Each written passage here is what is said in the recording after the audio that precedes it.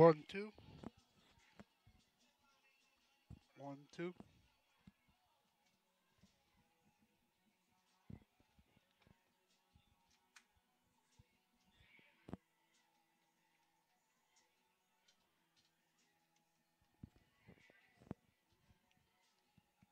1, 2. 1, 2. 1, 2. 1, 2. 1, 2. 1, 2. 1, 2. 1, 2. 1, 2. 1, 2. 1, 2. 1, 2.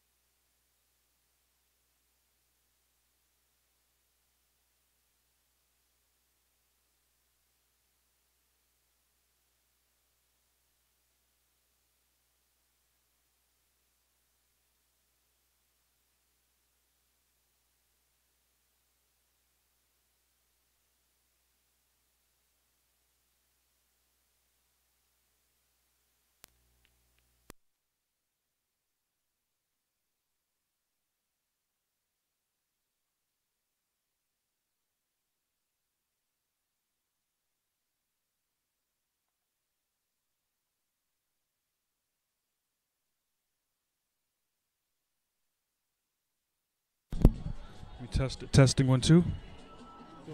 Testing 1 2. Testing 1 2. All right, you're good. Here.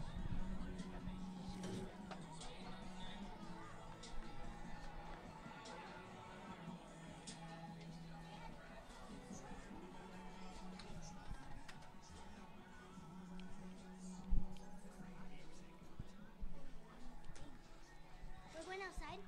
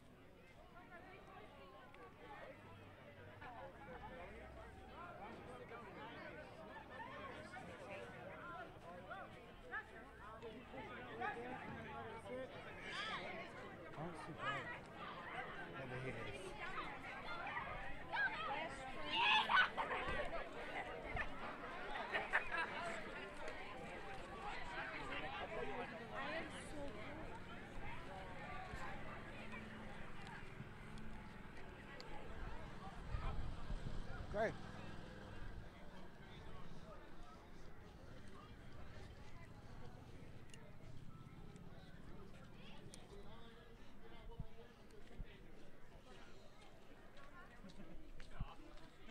Oh, are we? Well, let's go. I was gonna. You want to get food? I was gonna grab a hot dog, but Yeah, do go we ahead. have time? Go ahead. Yeah, we had time. We had 19. I was gonna get a roster too. Over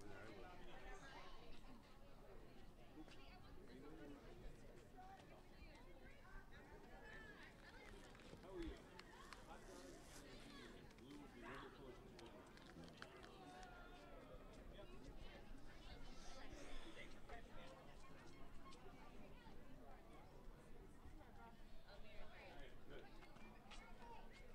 One, two.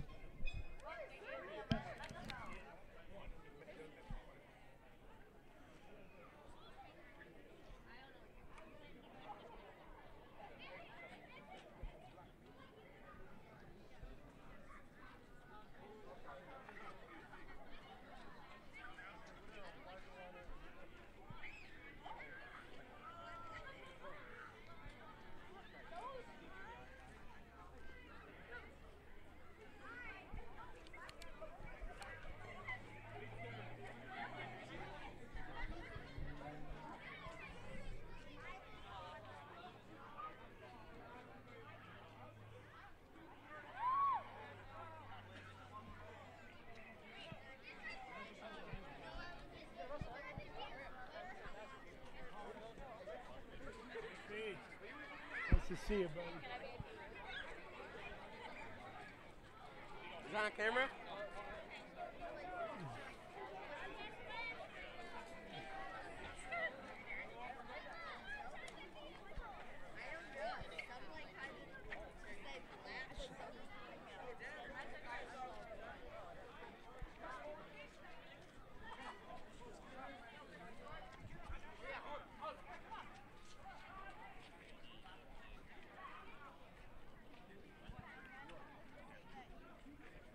How you doing? Hey, what are we gonna do? Want to try to see if we can get somebody out here?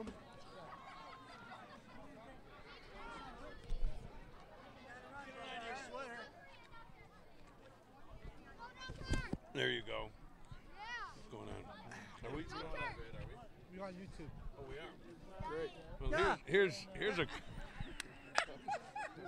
here's one of the biggest Dunkirk fans of all time.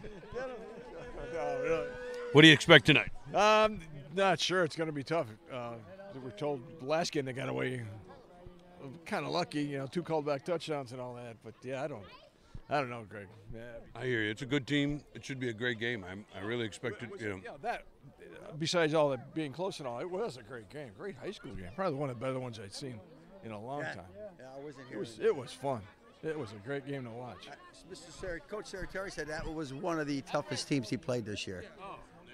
Well, and I was looking at the common opponents. We'll talk about that later, but it's uncanny how much their point spreads and things like that. It plays out to be a really even game. Right. So let's go see if we can get their coach. I was talking to Alton Ingram's here today. Oh yeah. Yeah, and little pep talk to the team. Yeah. Good. All right. Do I get any ketchup on me? No. All right. Here we go. Good. Let's go see what we can get.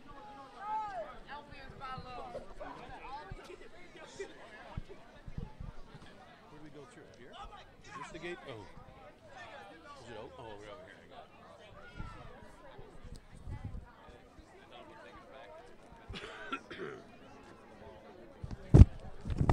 What he's been doing, the real bad one? You gotta stay in here. We gotta get out of our way. I interviewed this fella at the, I think, Fredoni game. If it's the same guy, I think. Probably doesn't want to interview if we interviewed him last game and he was off.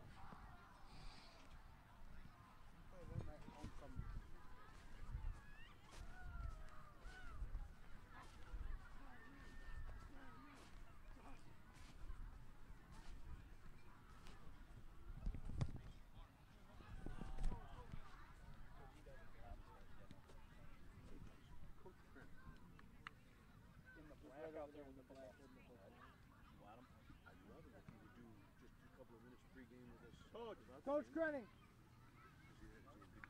Coaches are like, no, I don't want to talk to you. Yeah, good.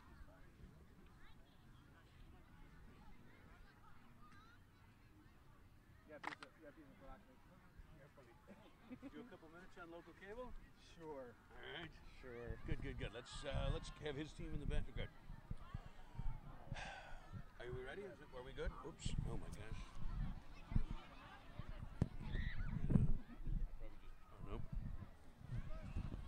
All right, this is Greg Krause with Local Access 12. We're here with Coach Krenning from Albion. And now, it's like your home field. It is, hey, we're here 3 weeks ago back. It's good times, sectional play now. You've got to be happy to be back here. I mean, you're obviously that means you're in the playoffs, but a little bit of revenge on a game that was a very, very well-played game. And unfortunately, you guys came out on the wrong end. Yeah, we did, but at the end of the day, we haven't talked revenge at all. Dunkirk's a great team. Our kids just got to come out and we got to play. We got to execute. We had two major penalties, and you make mistakes, and that's what happens. So that's what we've been preaching all week: mistake-free football. How are you health-wise? Everybody healthy? Everybody's healthy. Everybody's good. Brought up some JV kids, but yeah, we're for the most part all healthy. Will we now? Again, it was a great game. We saw. I was expecting even more of your pro style throwing the ball around a little bit last game. We didn't see as much of it. Will we see some of that today? We're going to see a little bit of it. We made our adjustments to their defense they had. We know they're going to make adjustments. They're a great team. Great, their coaches are phenomenal. So we made some adjustments, and we'll see what happens. Coach, you saw last week Dunkirk lost to the FWB team. Now you had a good game. I mean, that was I thought that was a very tough game for you, and you came out on top. Any thoughts on whether that's a good or a bad thing for you? Honestly, I think 6-1, half a dozen another. I think Dunkirk's probably a little upset that their perfect season went out the door, but at the end of the day, I'm sure they buckle up. That's why we suit up every Friday night. Is anything can happen on any Friday night. Well, Coach, good luck. Again, we expect a great high school football game, and good luck if you win in advance. All right, thank you. Thank very you. much. Appreciate it. All right. Right, I saw that. That's why he couldn't up. Okay. Number 64 is he just went to locker room. He's also for Albion. He's usually pretty good about that.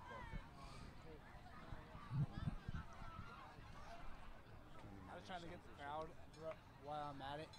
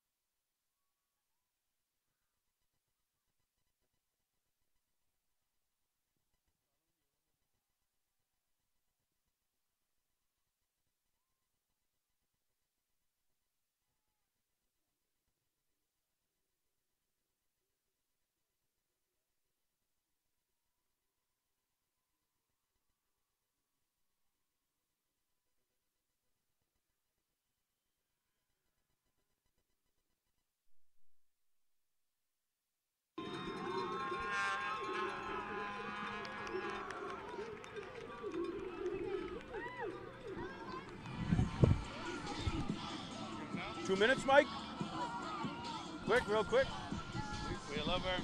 How we doing, Coach Sartori? Playoffs. It's exciting. It's going to be a fun night. You've got a team back here. You know them. You played them. It was a great high school game. I expect the same, I assume. Definitely. Very, very good team. Very tough team, and it's going to be a tough one. Anybody injured? Anybody not playing today? We have a couple kids banged up. We're hoping they can go, so we're going to see how they go. Excellent. Well, good luck, Coach. I know you got to go to work. Thank you. All right. Thank you. Thank you.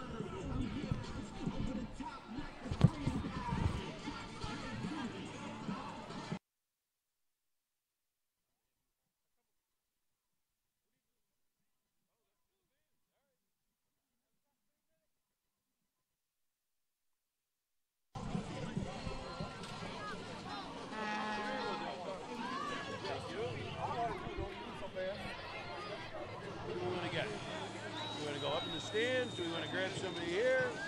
Who do you know, man? You know everybody. One of the Dunkirk midget cups. Where? Right here. Right here. Oh. Hey, Pete, How you doing? talk a little bit? Oh, no, Greg. No. No, about the game? No, man. Who we got? Give me one of your guys. Come on, somebody's got to talk to us. No. Holy crow. Make you start. No tough question.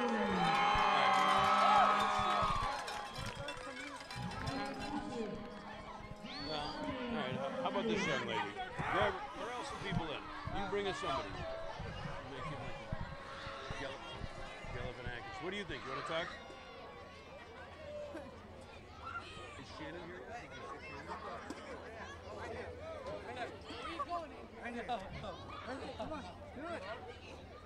What are you doing? Here we go. What do you want me to say? About our team. Deal. Play JV. Like Here we go. How we doing? We're ready for the game today. Now you play for the JV Marauders, right? Yep. What do we think about the game? You saw him play a couple of weeks ago. I think we have it in the bag. In the bag. That's a lot of confidence. What do you expect the score to be today? I'm hoping it'd be 40-0. All right. But if it's not, I'm saying 14 to 30 something. So you think they're going to put it on them? All right. Now, how did the JV Marauders do this year? This year, so far we're looking to beat what last year's JV was. We're 3 and 4. And do you have any games left?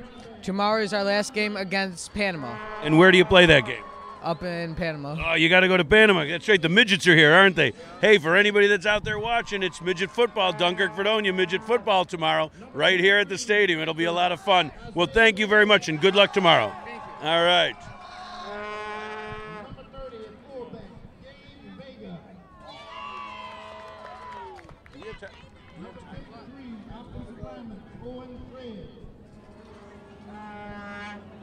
Number 57, offensive lineman Zach Cooper. Number 67, offensive lineman Eric Lazuska.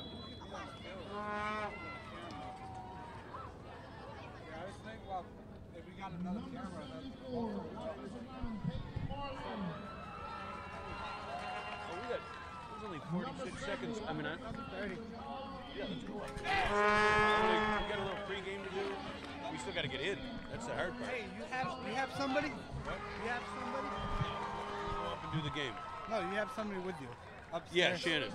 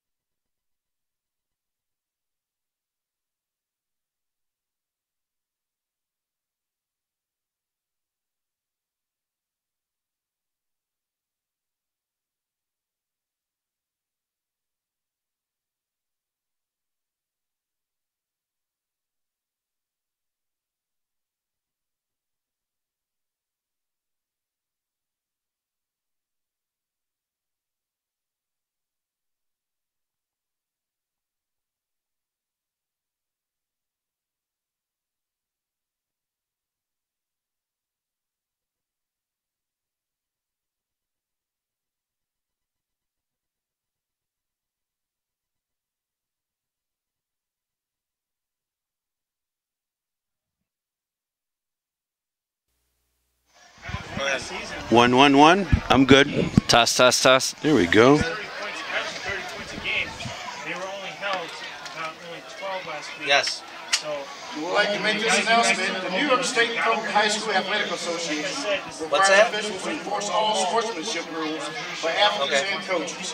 We will not tolerate negative statements or actions between opposing players, especially trash talking, commenting or baiting up a person.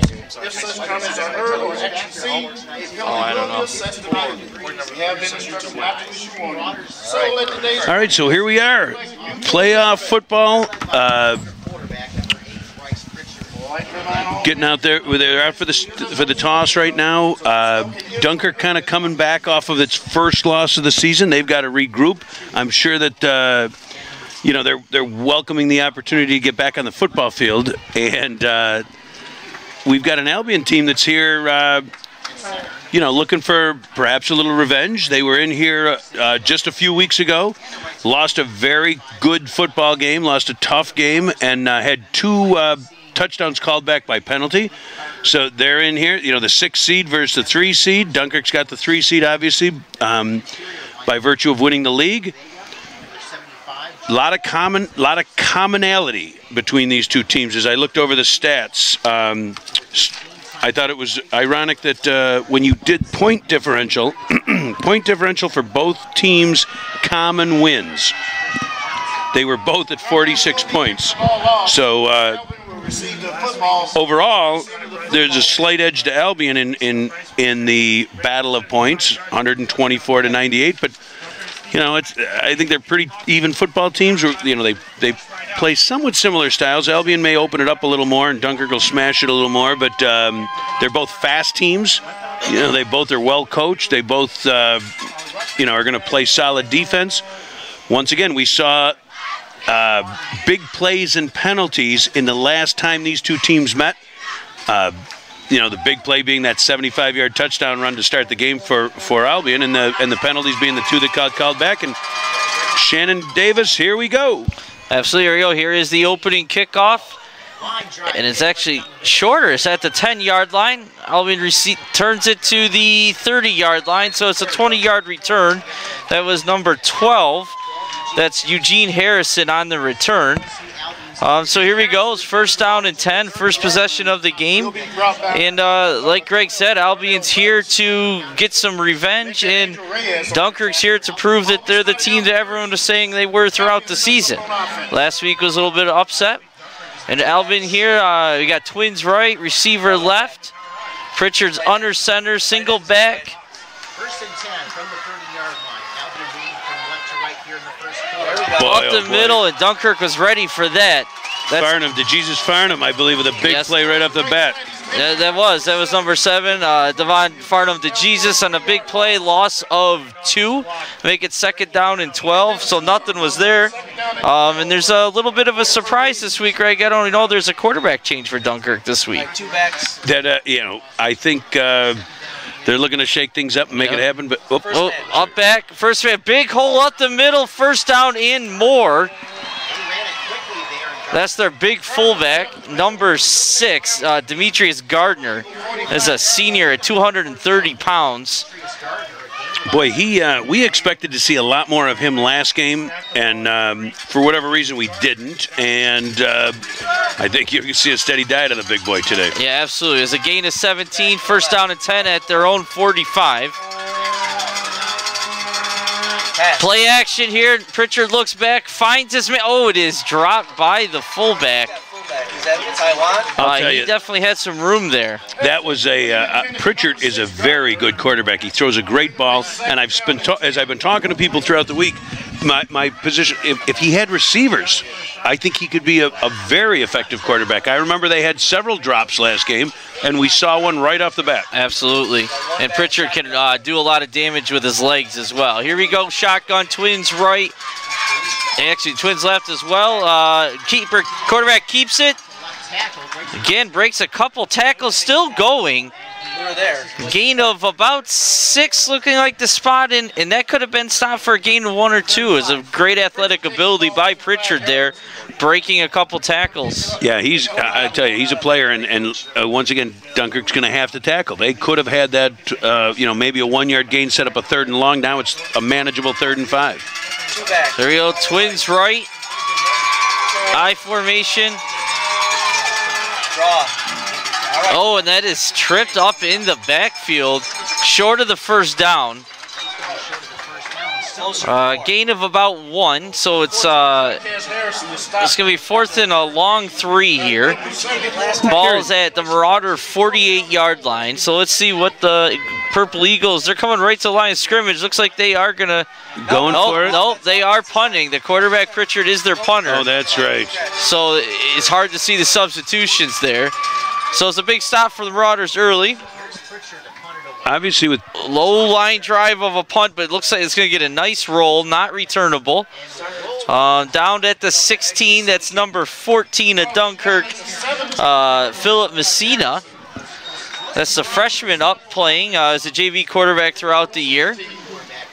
So unlike last time when Albion came out with that 75-yard, it was 3rd and 5. If I remember, if I'm looking back at my numbers, I think it was 3rd and 5, 3rd and 6 when Pritchard took off and went on that 75-yard run to open up the game. So Dunkirk able to make that first stop, and here comes the offense. I expect them to run the ball right off the bat today. Absolutely. And it is the Jesus in at quarterback. It's off tackle to Klecker. Nice hole on the play. I got about 5, 6. That's, like I said, that's number 3, Quantavis Cleckley on the carry. Gain of 6 on the play, so he's 2nd down and 4. And that was a nice hole there, the offensive line. I think the line has a little bit to prove this week, probably a little bit of edge after last week. We expect them to dominate a little bit more, and they never really could get it going. So you're going to be facing an angry offensive line this week, I'm sure. That's Cleckley again. We got 3rd and about 1 coming up. Looks like he's just short of the first down. And he is. It'll be 3rd and 1 here. Boy, and as expected, last game Dunkirk came out and threw the ball in the first couple downs, and then even on the second series, I think they, back to the bread and butter and pound away. Absolutely. And you will see a little bit more different roll out of the quarterback. Like we said earlier, we do have a quarterback change, a little bit more speed, height, and a little bit stronger of an arm. So let's see if they do the QB sneak like they used to do with Rivera in 3rd and short. Nope, they are going to their main running back, Cleckley, and he has the first down. And more. Absolutely. Another great hole on the offensive line behind the left side there. They're dominating that left side so far early.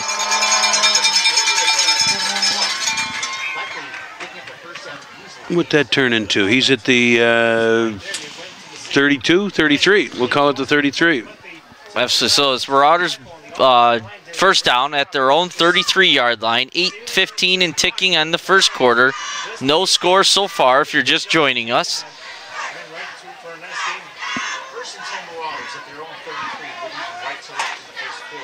And here's Cleckley. They are not messing around. It's Cleckley turns the corner. Just shy of midfield. Another Marauder first down. Looks like he made it out to the 48-yard line. 15-yard gain. Yeah, one of the things, it's funny when we look at, you say we've got a quarterback who's a little taller, a little faster, he also hasn't managed the game, which we know that Jesse Rivera did very well. Absolutely. So we'll see how that plays out as well. And Rivera, that's Rivera right there with sneaking him in at fullback, the up back in a big gain.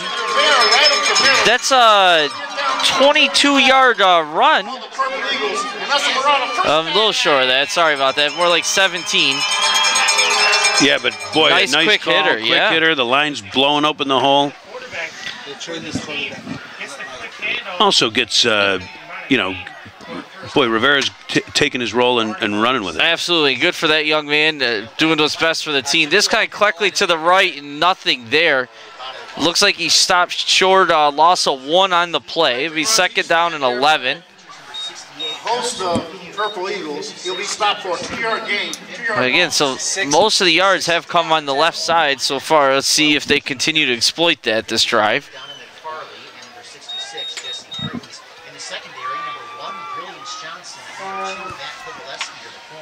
But if the Marauders can finish off this drive with get a defensive stop and score in their first possession, is definitely what they were looking for after a disappointing loss last week. Oh, bobbled snap. Oh, okay. DeJesus was able to jump on it. It looked like he hit the back on the fake and lost control of it a little bit. Lost about, maybe 3, 4. But again, that is what we talked. What I talked about real quick is that, Rivera. You talked about it last game, how good he is at following through with his fakes and the exchanges and things like that. So the game management is important. We saw our first little miscue, but it didn't hurt the Marauders. Now we'll see what they do with a 3rd and 15. Yep. So 3rd and about 15 here. Ball at the Purple Eagle. There's a sweep to the right. That's number 23. And he turns the corner. He is stopped short of the first down. That is Isaiah Velez. Velez. Yep. Did a nice run out there and turned it up the field very nicely. Gain of about 10. Bring up 4th down and 4. And he's their scat back. He's the guy that when they're looking to get outside or looking to make that big play, Velez often either gets the pass or the ball, and right there he came through. Looks like Ducks do a lot more substitutions this week than I've seen in almost every player. 2 guys coming on, 2 guys coming off. So maybe some other adjustments by the coaching staff here, getting others involved. So here we go, power I formation, 2 tight ends, 4th down and 4. 5:30 remaining in the first quarter. And timeout. Yep. Didn't like what he saw. No. Never hurts to call a timeout. A big play. 4th down, first drive, first time, playoffs, quarterback. So, take that timeout. Right. I never criticize a timeout in the first half. They're there so that you can do exactly what's going on. Regroup, get the play right.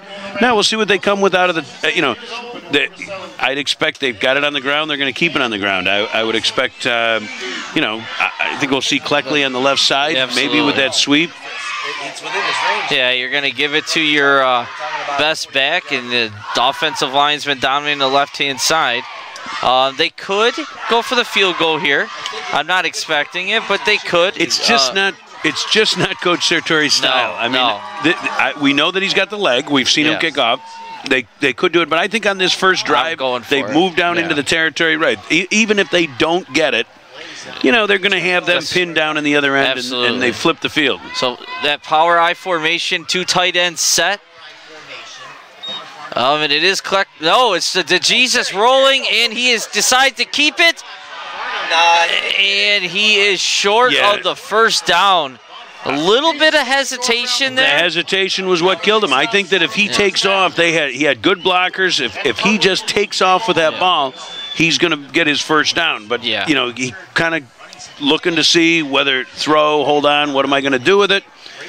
End up, and if you remember, it was a play like that almost led Albion back in the game 2 weeks ago when they fumbled on down 5-yard line, 3 yard, something like that. Yeah. When it wasn't easy. But yeah, I think that Jesus just hesitated. If he used his speed there, he might have got it, but he didn't. And like we said, it's okay. Early in the game, he got trips right here. Pritchard's in shotgun. 1 receiver to the right. Looking. Let's see what he does. Those dangerous legs out there. And he throws it high and incomplete. Great coverage by the Marauders. It was intended to number 2. That's Matt Kovaleski of the Purple Eagles. Once again, he does a nice job staying calm back there, looking. If a guy, I'm going to beat this dead horse all day, but if he had a receiver that could have ran and came back to the ball, ran a route for him, that was a well-thrown ball. Yeah, and the other thing, that right side of the defensive line contained. I'm sure they talked a lot about that this week because Pritchard killed him last time with his legs, breaking containment. Here we go, back under center, Twins right once again. Oh, we have a flag prior to the snap here. Let's see. Keep an eye out when they're in the straight eye, when that fullback doesn't go to power. So far, every single play's been a dive to 6. When they're just straight called motion, I'm not sure. He singled offsides on the offense, which Got to be one of the linemen just lined up outside. Yeah, could be. You don't see that a lot, but that's a costly penalty. It's 5 yards, 2nd down and 15. Pinned back deep in their own territory, and so it's about their own 22. Okay, we got trips right, shotgun formation. Option play. Oh, he's got nice room. Yes, he does. That was well played by Pritchard. Good recovery by the defense. Yeah, that was number 12, Eugene Harrison. Eugene Harrison gets it out. No, I haven't seen Carter on the field. I don't know if he I had asked Coach before. I do see him on the sidelines. Didn't know if he was going to be able to go after last week's injury, and he's a big part of that defense. Yes, but boy, they closed fast on that one. They did. Good team speed. So 3rd and 8 here. Big down early, 4:50 and counting. No, sorry, 4:53. Play action. Pritchard's back, and he's looking to run this time, but he is not going to get the first down. Geez, who pushed out? Was that number 3 got him out of bounds, which would be Cleckley. Big open field tackle on Cleckley, because if he doesn't get him, he gets the first. It's 4th and 4. Dunkirk is expecting punt, so am I. Back to return is number 8. That's Jazzy Rivera. And who else is back there? A lot of times we see DeJesus, but it's not him this time. It's probably, I'll bet if it's with the switch, it's probably Rivera. Rivera is, and is 23. And Velez. Yeah, Velez, that's right. Velez is normally back there. It is Rivera on the return. But nice coverage by the Purple Eagles. Gain of about 3 on the return. But good field position for the Marauders. That's their own 40-yard line. So 2 good defensive stands. They've given up, what, 1 first down so far and 2 possessions of the Purple Eagles? Well, and now you're we've already had more possessions in this first quarter than we had the entire second half last week. Absolutely, yeah. This is the 4th one. We had 3 last week, right? Right. Minus the kneel down. That was the 4th one. So I'm looking to see for DeJesus settle down a little bit at quarterback and start making and trust his athletic ability and make some plays. He did a great job coming in that Southwestern game and really helped him come back and win. So here you go, power I formation, sweep to the right to Cleckley.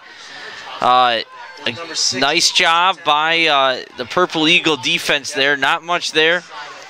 Maybe gain a 2. 1, maybe 2. Inside linebacker number 10 on the yeah, depending on the spot. Yeah, quick pitch. Yeah, they are running the fullbacks back in and out. You're right. Yeah, yeah. He dropped the middle. He stopped by number 6, Gardner. So we got the wide side here. Maybe maybe see some wide. Maybe try to get DeJesus going here a little bit. Get him some confidence. A little rollout, a little run play maybe. Oh, power I formation again. 2 tight ends set. Oh, it's Cleckley off the left side in the Purple Eagle defense. That's number 12, Eugene Harrison. Only 160 pounds, right up the middle, making a nice tackle. Gain of 1, 3rd and 7, ball at the 44. Sorry, Greg. No, and I got to believe that, I mean, you switched quarterbacks for a reason. I got to believe they're going to want to turn him loose, whether, throwing the ball, running the ball. There's a reason, and absolutely. I think we'll see it right here. Yeah, I thought maybe on 2nd down where it could be a run play, you might have saw it, but it's still that power I formation, 2 tight end set. Oh, a little counter play. He is, it's going to be close maybe. Yeah, he's short, right on the spot. I'd like to see him duck in and go. No, it's going to be short by the spot. Yeah, about actually 2 yards short. Yep. I thought the spot might be a little stingy on the spot there, but he definitely was short either way. 4th and 2, their own 48. A lot of subs coming off on the field here, so maybe they are going to punt it away. We'll have to see. And if you got to give the Purple Eagles some credit there. That was a big stop for them. So on the they're punt, in punt formation. Yep. Let's see, who's their punter there, Greg? Do you know? Usually it's, I thought it was Leaper. Oh, that's a nice punt. Yeah. Short and high. The return man did not catch it, but he got away with it. Only a little roll at the end, like a 3-yard roll, but that could have been one of those ones that kicked deep. He probably should have fair caught that ball, but he got away with it. Ball will be at the 19-yard lines. Purple Eagles, this is their third possession already, in the first quarter. Both teams playing it much more conservative. I mean, they're go-for-it teams. We've seen Coach Sartori go for that at the midfield before with that 4th and 2. But, you know, it is the playoffs, so you've got to kind of play that field position game. Okay, Pritchard is under center in the I. Twins right, 1 receiver left, 2:59 remaining in the first quarter. Hit the up back, it's number 6. The big fellow, Demetrius Gardner. Once again, it's a 230-pound fullback that has a little speed to him. So it's a nice 4-yard gain on first down. 2nd down and 6. Gardner right up the middle. He's hit on that play by number I'm expecting, like you say, both teams to eventually open up here a little bit and get a little bit more aggressive, but you got to settle in. Twins right once again. This time to the second back. Oof. Boy, I thought he had a good head of steam. Yes, and he did. Who made that tackle? Because he stood him right up his absolutely. Right. Yeah, that was number 3. I thought so. Thank you, Cleckley. So it's still a gain of 2 or 3, but it looked like it was going to be a lot more when he came through that line of scrimmage. And Cleckley said that's enough and pushed him back. So 3rd and 2 here. Twins right. I formation. Give it to the halfback, and he is, I'm guessing, short. Oh, it's going to be close based on that spot. Oh, boy, he gave him a good spot. It's right around the 29. I still think it's going to be short. I think they had to get past the 29 based on those chains. Yeah, he's going to be a little short. Yep. Yeah, looks like it's about a half a yard short. Correct. Yeah, I'm looking. It's just over the 29, and the ball is just behind the 29. Okay, the Eagles are looking to the sideline, seeing what they're going to do here. It'd be a risky call. Yeah, they can't. I can't imagine. Well, here they come. They could be just trying to get offsides here, but you never know. Or a QB sneak. Although you don't want to give up there. They are. It is a sneak. I think he's. Oh boy! Close. Yeah, he's got it. Look at that spot on the far side. They put him on the 30, and that's about right. A half yard is hard to stop on that. You have athletic quarterback that can push forward, fall forward for a first down. So that's a gutsy call. Yeah, that's Adam Krenning.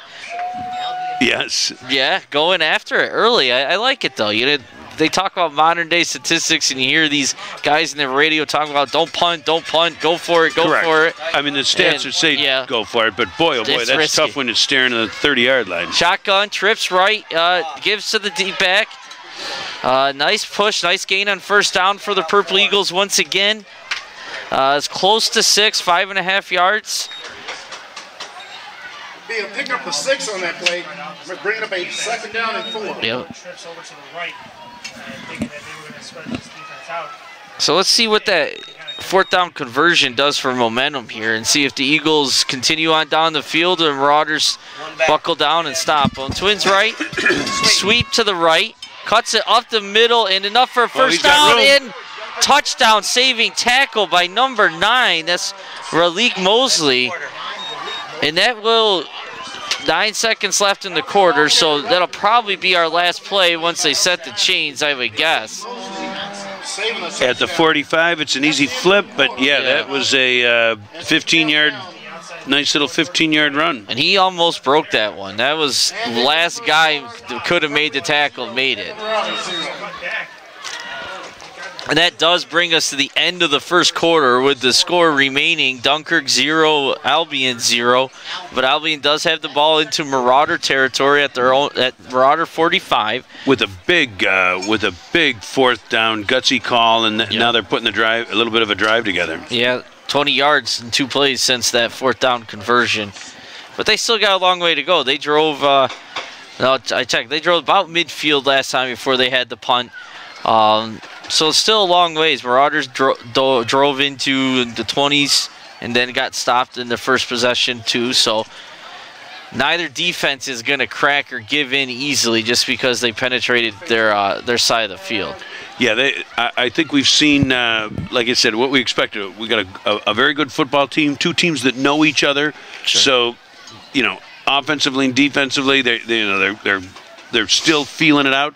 Once again, somebody's looking for that big play. We almost saw it right there. Yeah.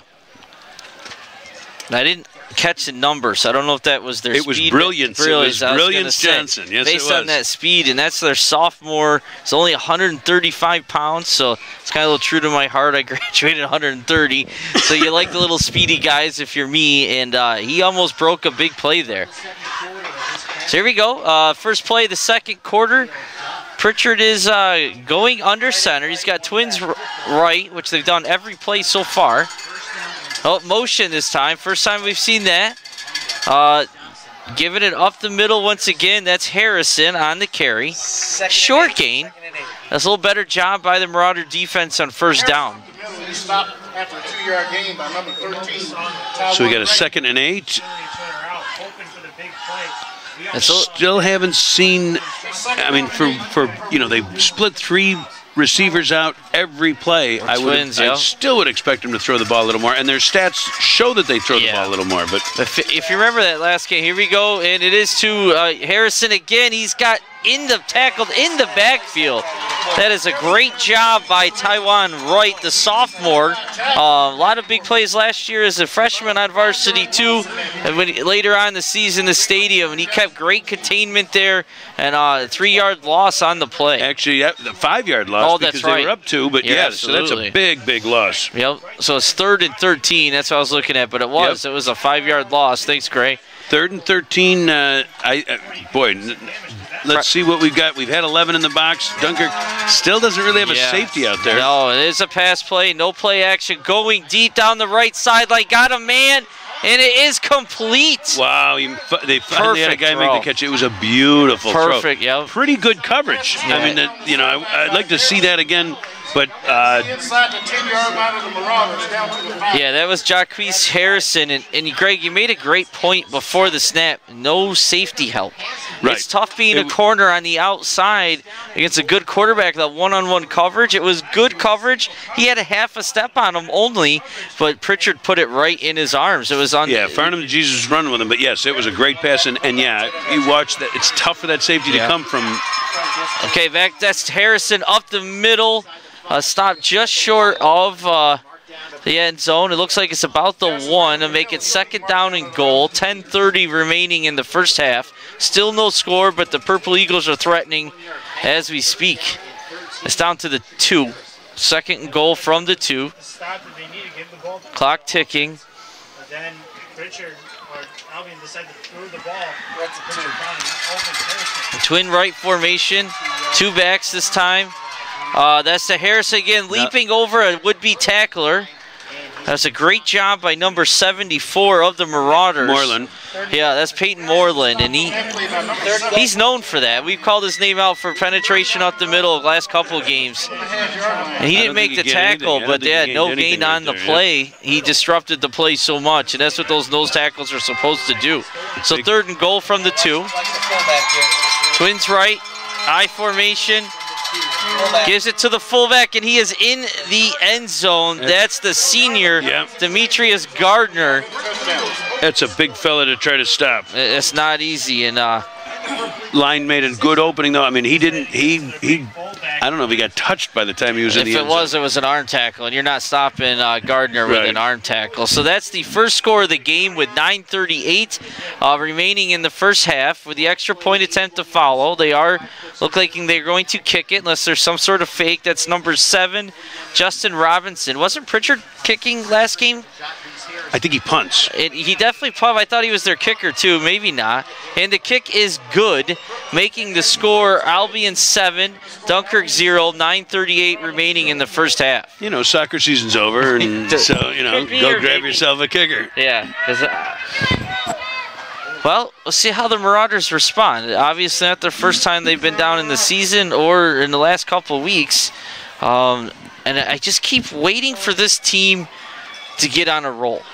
Last game I kept saying it, and this week I expected to come out here angry and hungry, and not that they're playing bad, but they just can't quite find that Well, how long has it been since we've seen a big play, a 40-yard run, a touchdown run? I mean, and those were, early in the season we were seeing them regularly. Yeah. Certainly last year, all the time.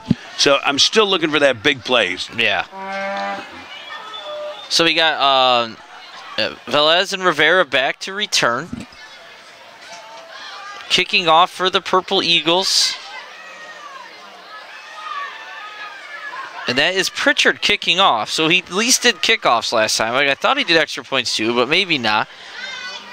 Boy, and as he's getting ready to kick off, you said it when we talked about it, that 4th down, that going to that 4th down led to the touchdown. All right, gutsy call paid off. Short kick right about the 18. It's got, that's Taiwan Wright, number 13 on the return. I thought there was going to be a little bit more room, but the Purple Eagle special teams does a nice job on coverage time and time again.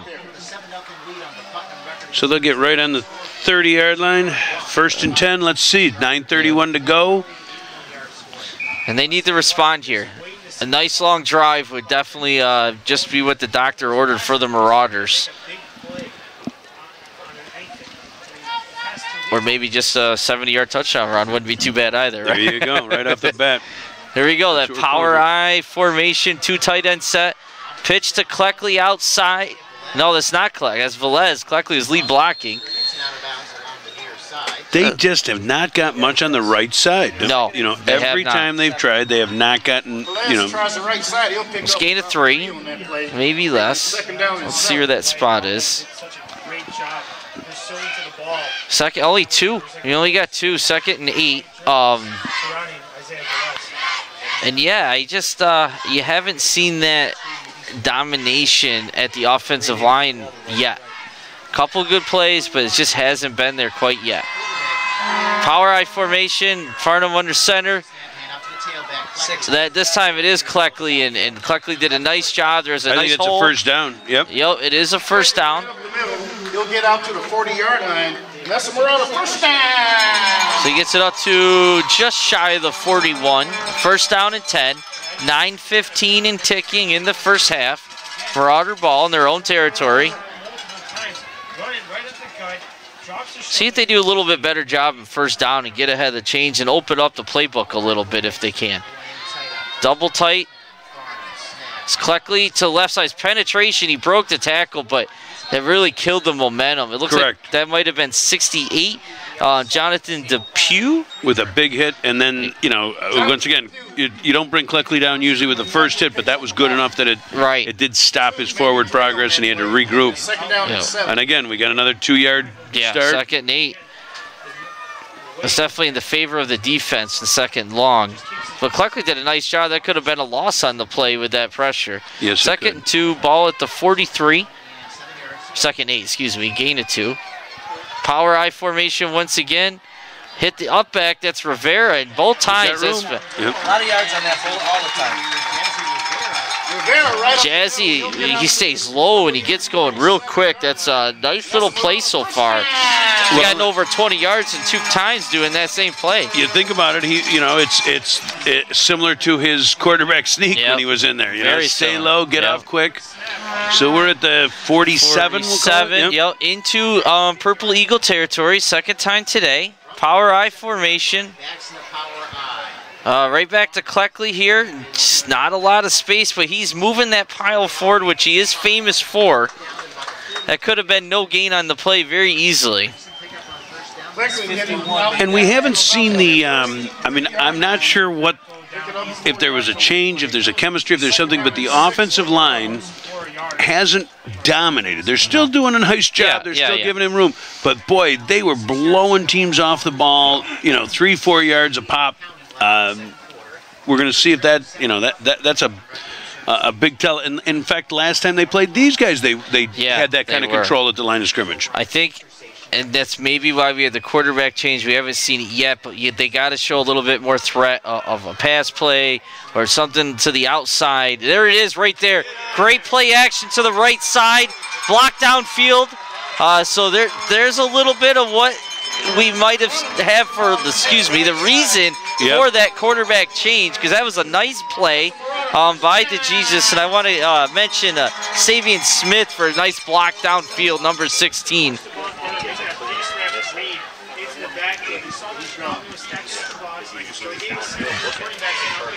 There we go. We'll stay down to the 32-yard line. 1st down and 10. There's that power I formation.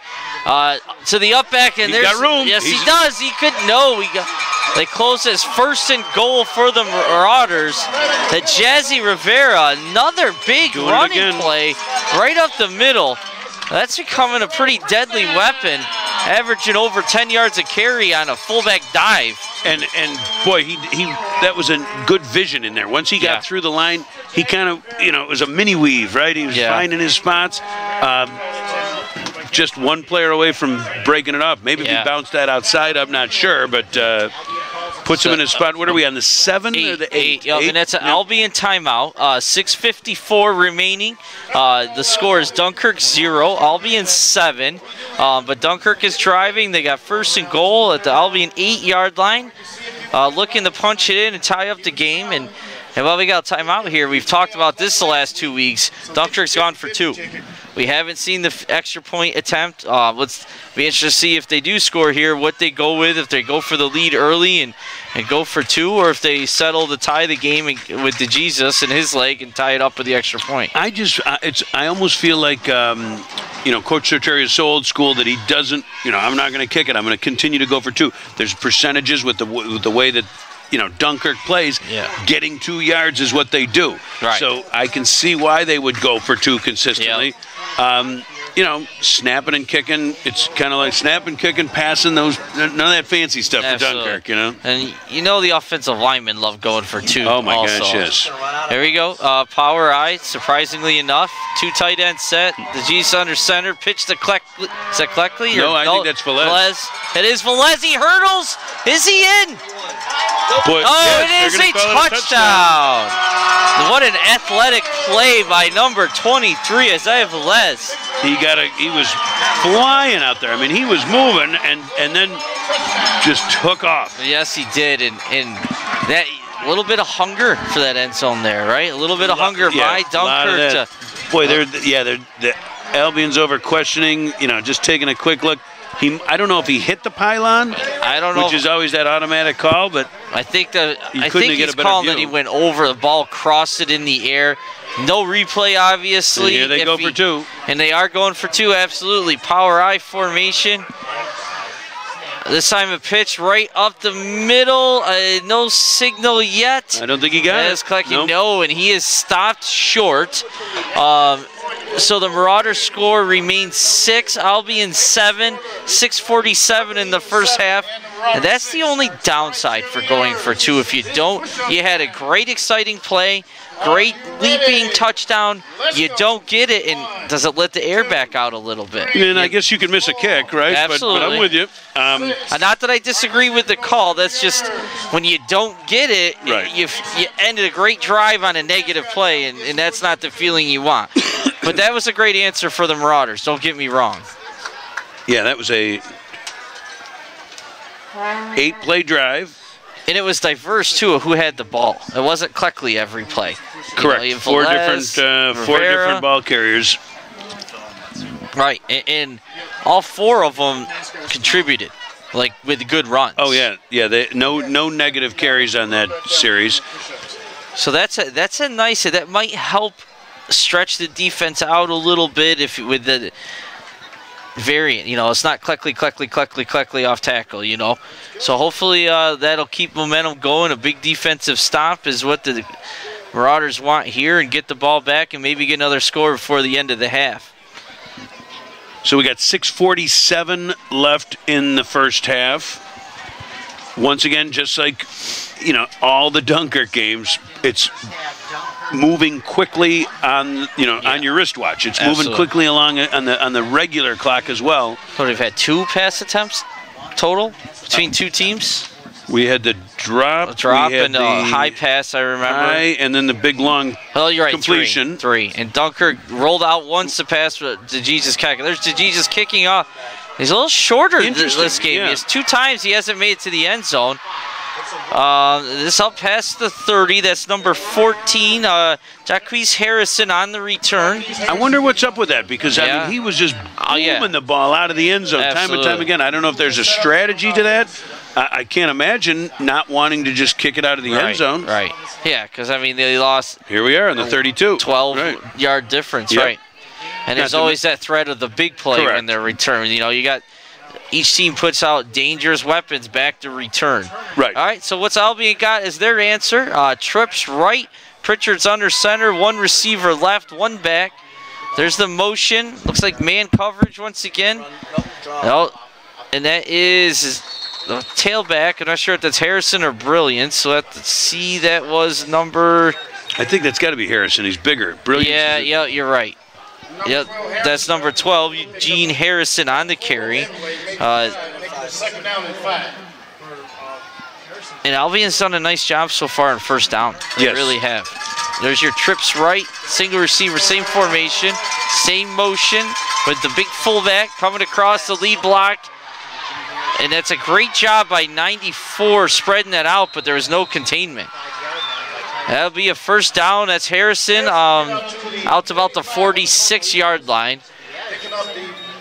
It might have been 84. Pursuing there, and he did a great job. If the end or corner came up containment, needed some help. Because he really strung that out wide. There just wasn't that containment there, and Harrison was able to finally turn the corner. 2 plays, first down for the Eagles. And moving the ball quickly. Yeah, absolutely. Okay, we got twins right, twins left, shotgun formation, motion.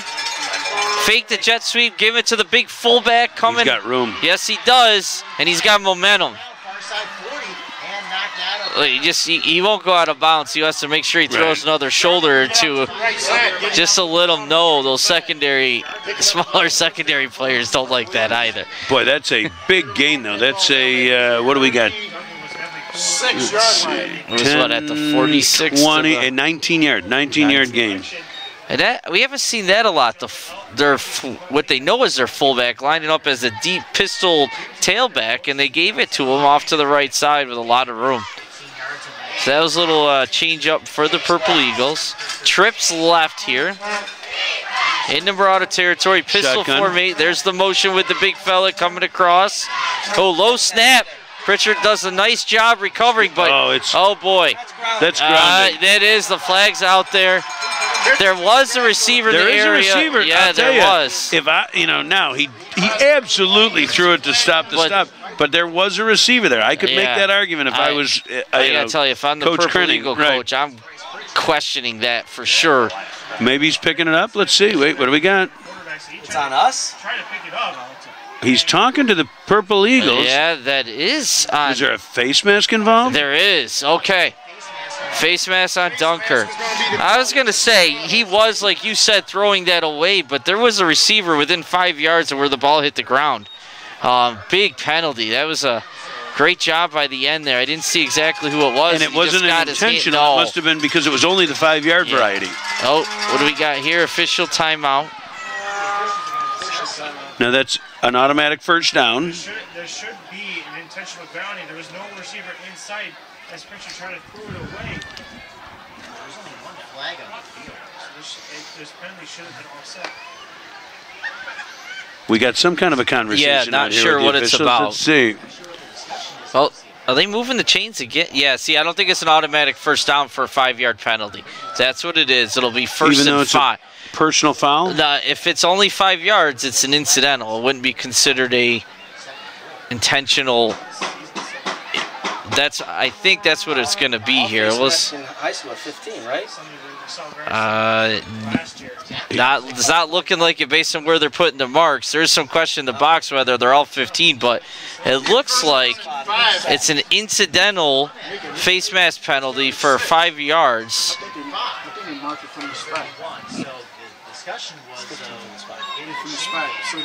Oh, 15 from the spot? Well, they moved the chains then, well, though, but then it would have been a first down. Yeah, I think it's a 5-yard penalty. Face mask penalty, it would be a first down, and that's not, that's a 5-yard penalty, incidental face mask. The officials coming over to talk to Coach Saratori here, to explain what's going on. We need one of those voice things. Exactly. That, let him tell us what's going on out there. Well, he definitely we got Al Phaser. Anything but the face mask penalty.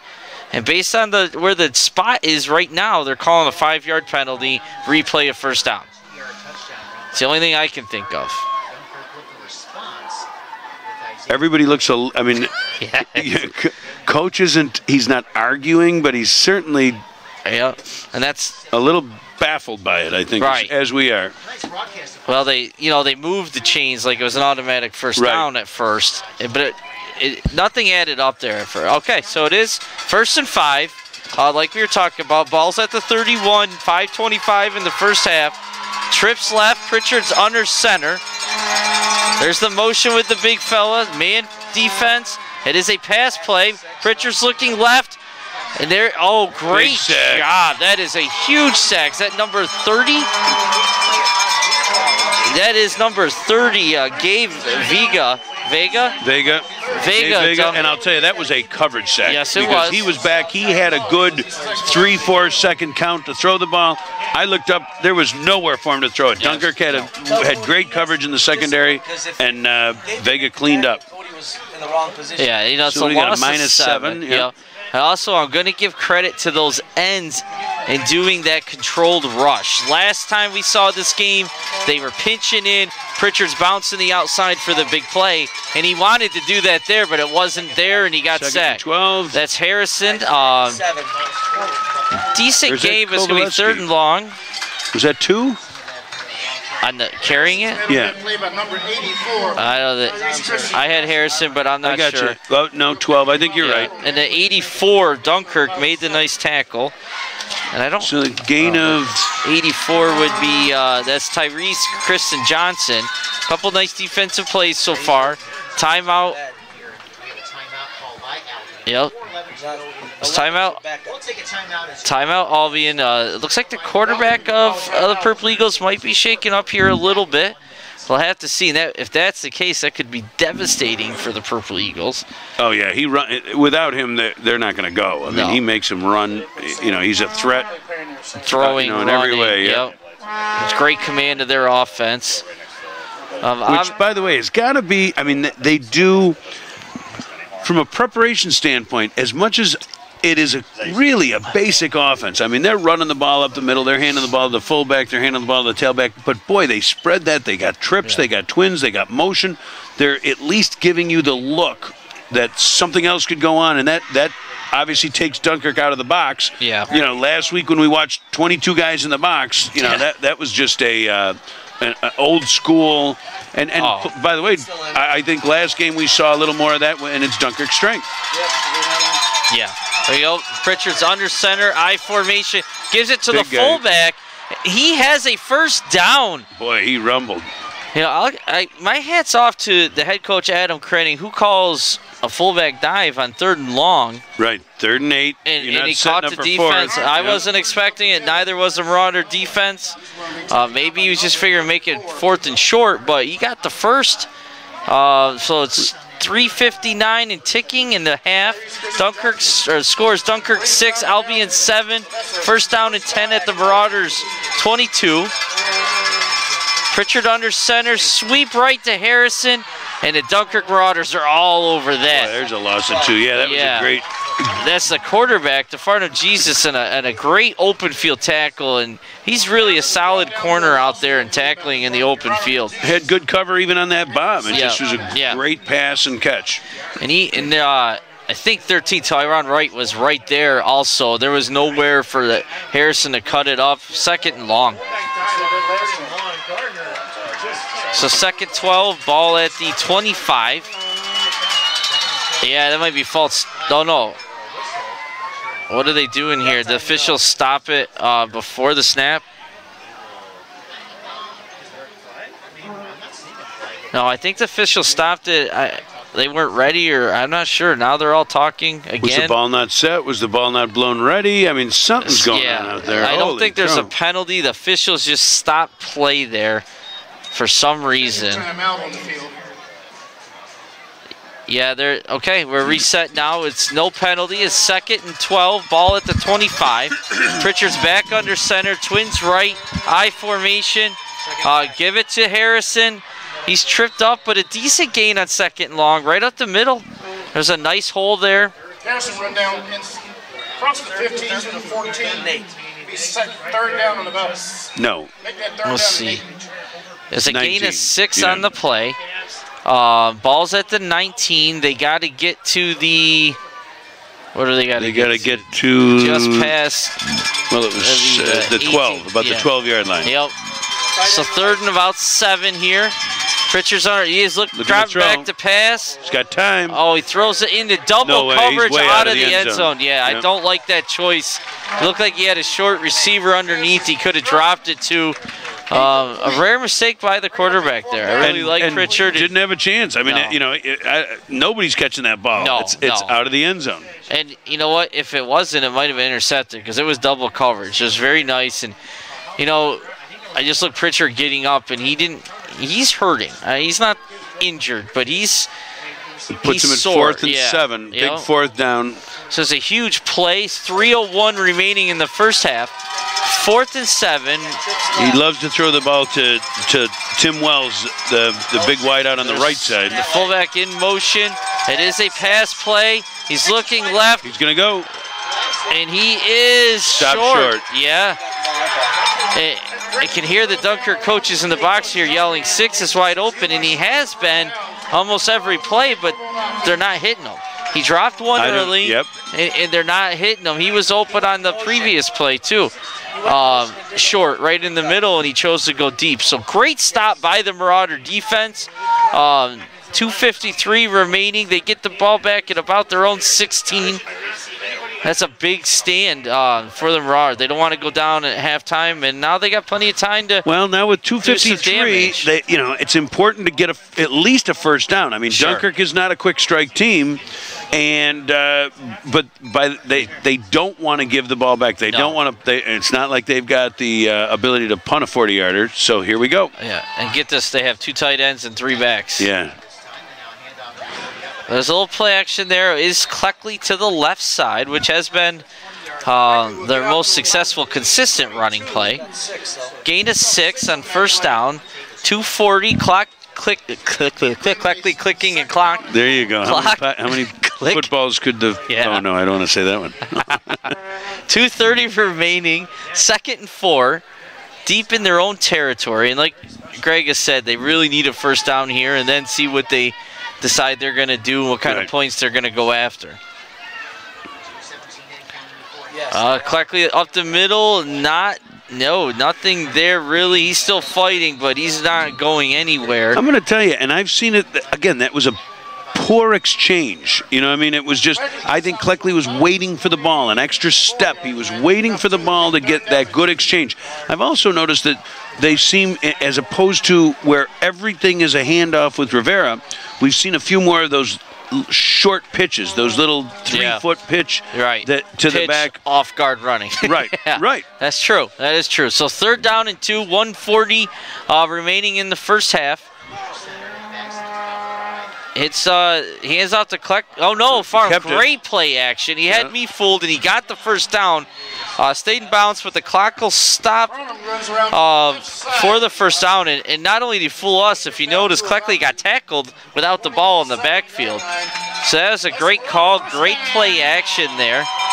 Now do you, with 1:24 left, do you try something different? Do you try to air it out, maybe make a big play? They're going to call timeout, and it's 1:20, and the clock is They're not moving. going to, they've got to be grinding down. Right, so they're not in a hurry by any means.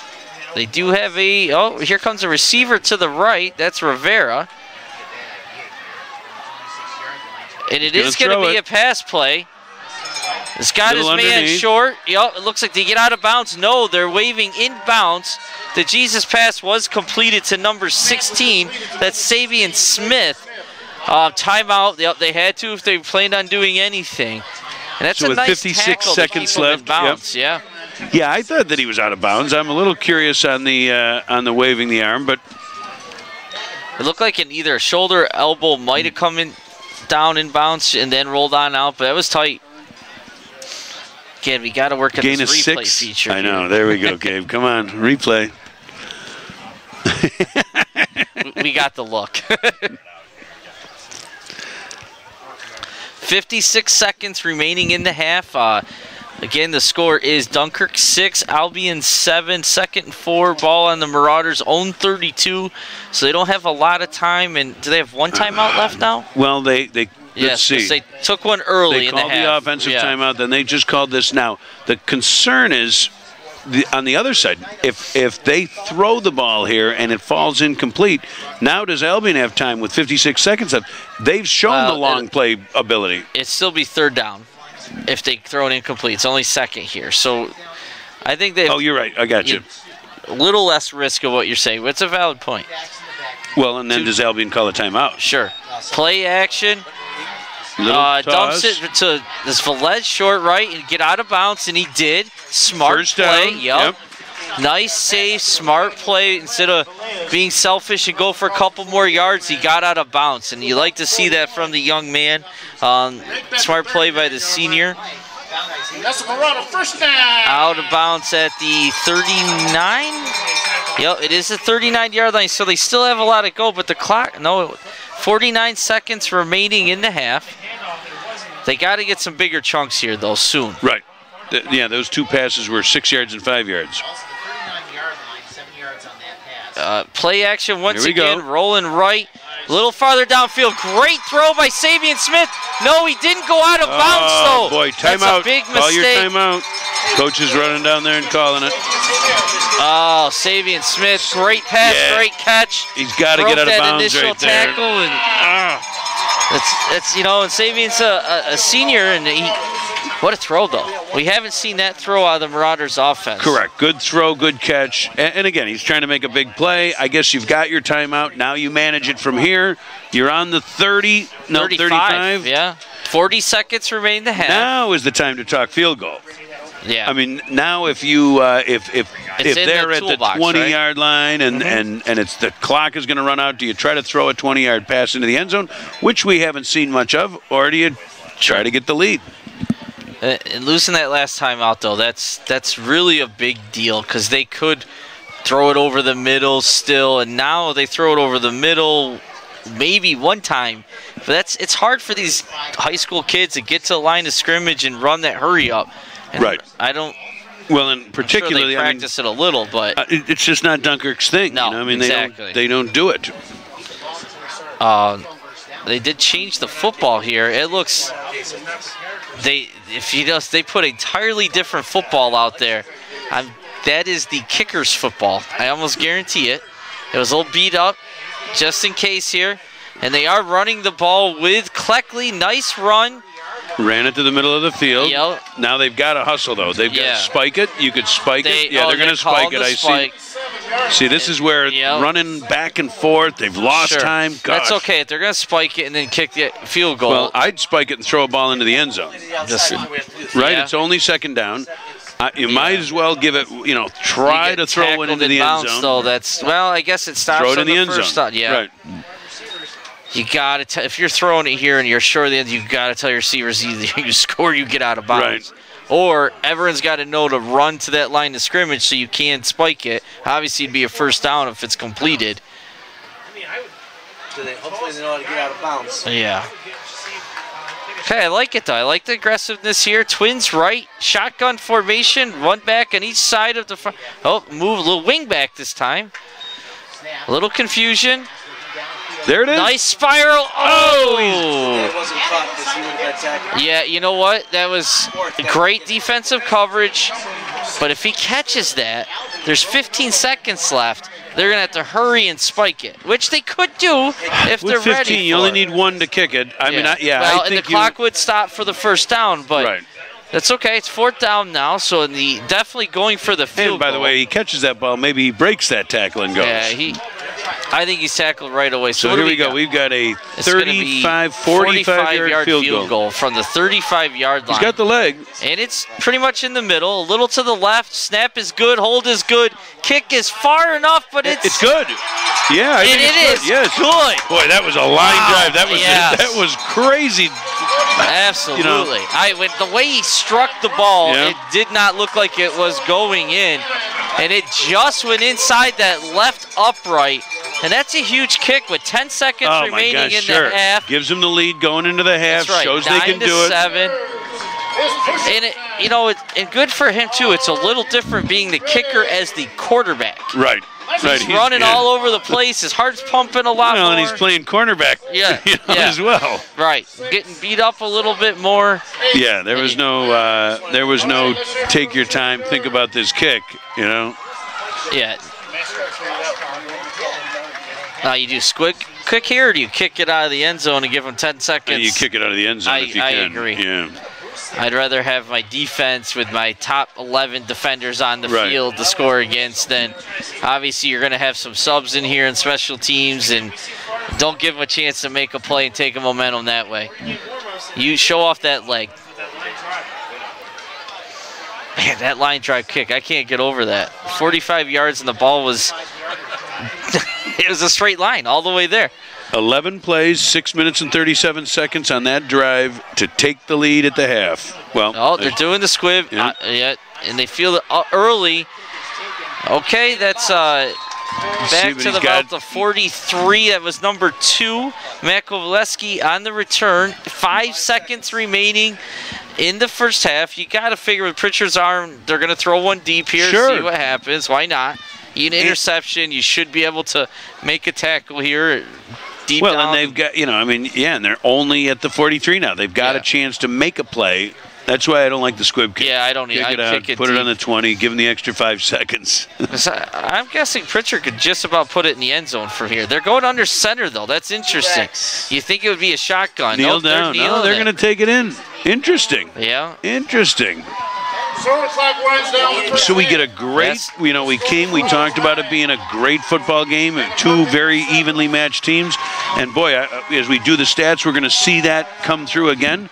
I'll bet, but we'll take a look. We've got several solid drives. Let's see, the Albion touchdown came on a 12. Let's see, what was my time on that? 9:45 puts it at 2:15, 4, 5:14. So a 5-minute and 12 play drive for their touchdown. Albion and Dunkirk has a 11 play, 6-minute and 37 drive for their touchdown. Dunkirk comes back with a very nice 2-minute quick drill. 2-minute drill to get that field goal, yeah.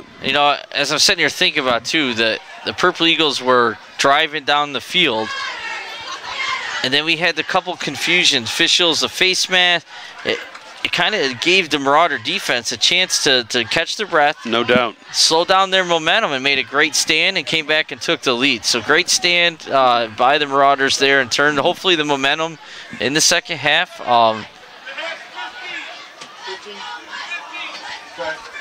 Okay, now who gets the ball? I think the Marauders do get the ball first, don't they? Correct. Yeah, they did kick off. Yep. Stopped them on that very first drive. Right. So we'll take a break right now.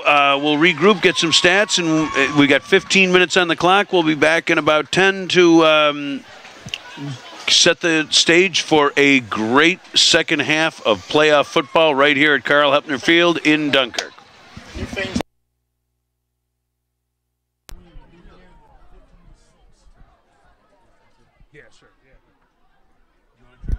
Test 1.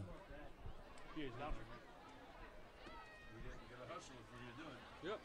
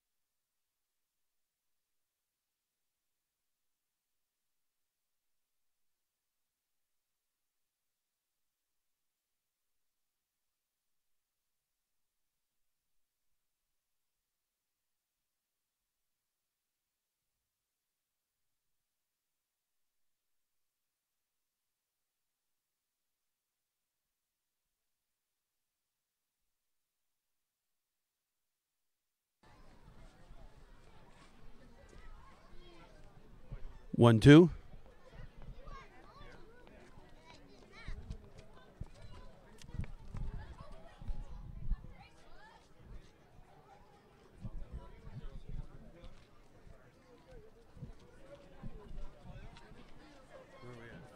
we know?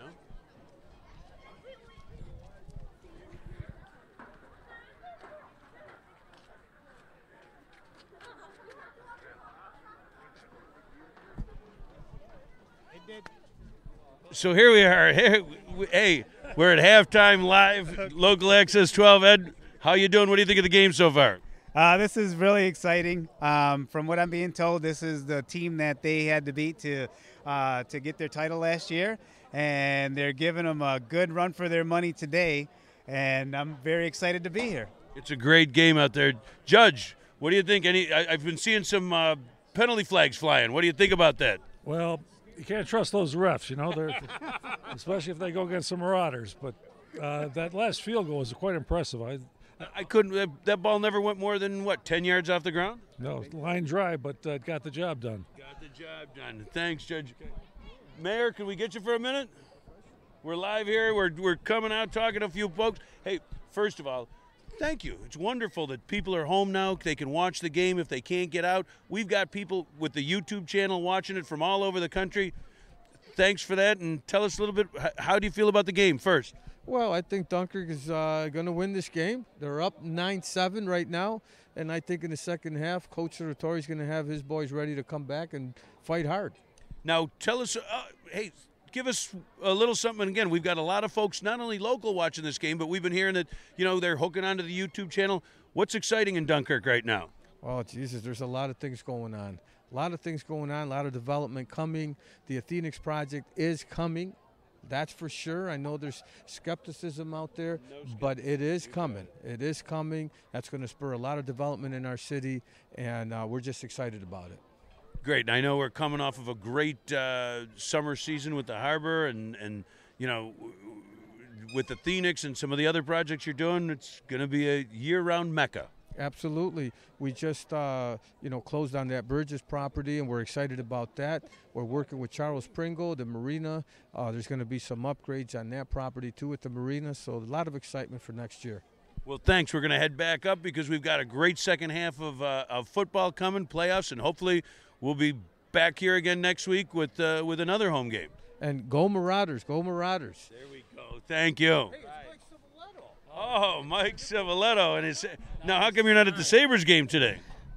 This is more important. That's Come on. right, buddy. I gave my tickets up for the game. I had tickets for the game, and I gave them up to be here. I can tape it and watch it. It's fine. I got you. Now, Mike, I have to say, you brought us Shannon in the booth. Is that a good move? That was a great move. Great. He's done a great job, and we appreciate that because he takes a lot of pressure off the rest of us. Yeah. When I did the game with him and he did play-by-play, I was like, this guy's got to be on a lot more than me. That's for sure. Yeah. Well, good. Thanks, Mike, and good luck. You got an election coming up, huh? I do. Yep. So running unopposed, but hey, I'm excited about it still. You got a great team you're running. Yeah, and I'm very excited to get going and being on the team with Dunkirk and making sure that our administration keeps going forward and progressing, and lots of economic development coming, and we're really excited about what's going to come forward. All right. Thank you very much. Let's go upstairs and get the game back.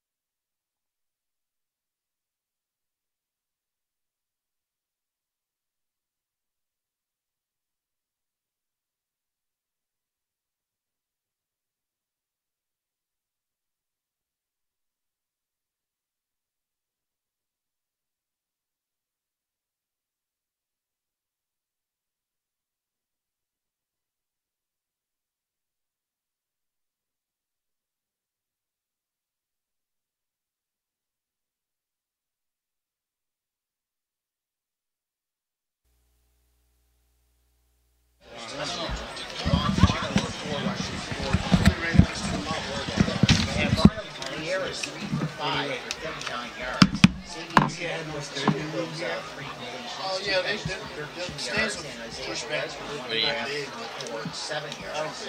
I think your phone is going off. Last drive of that first half.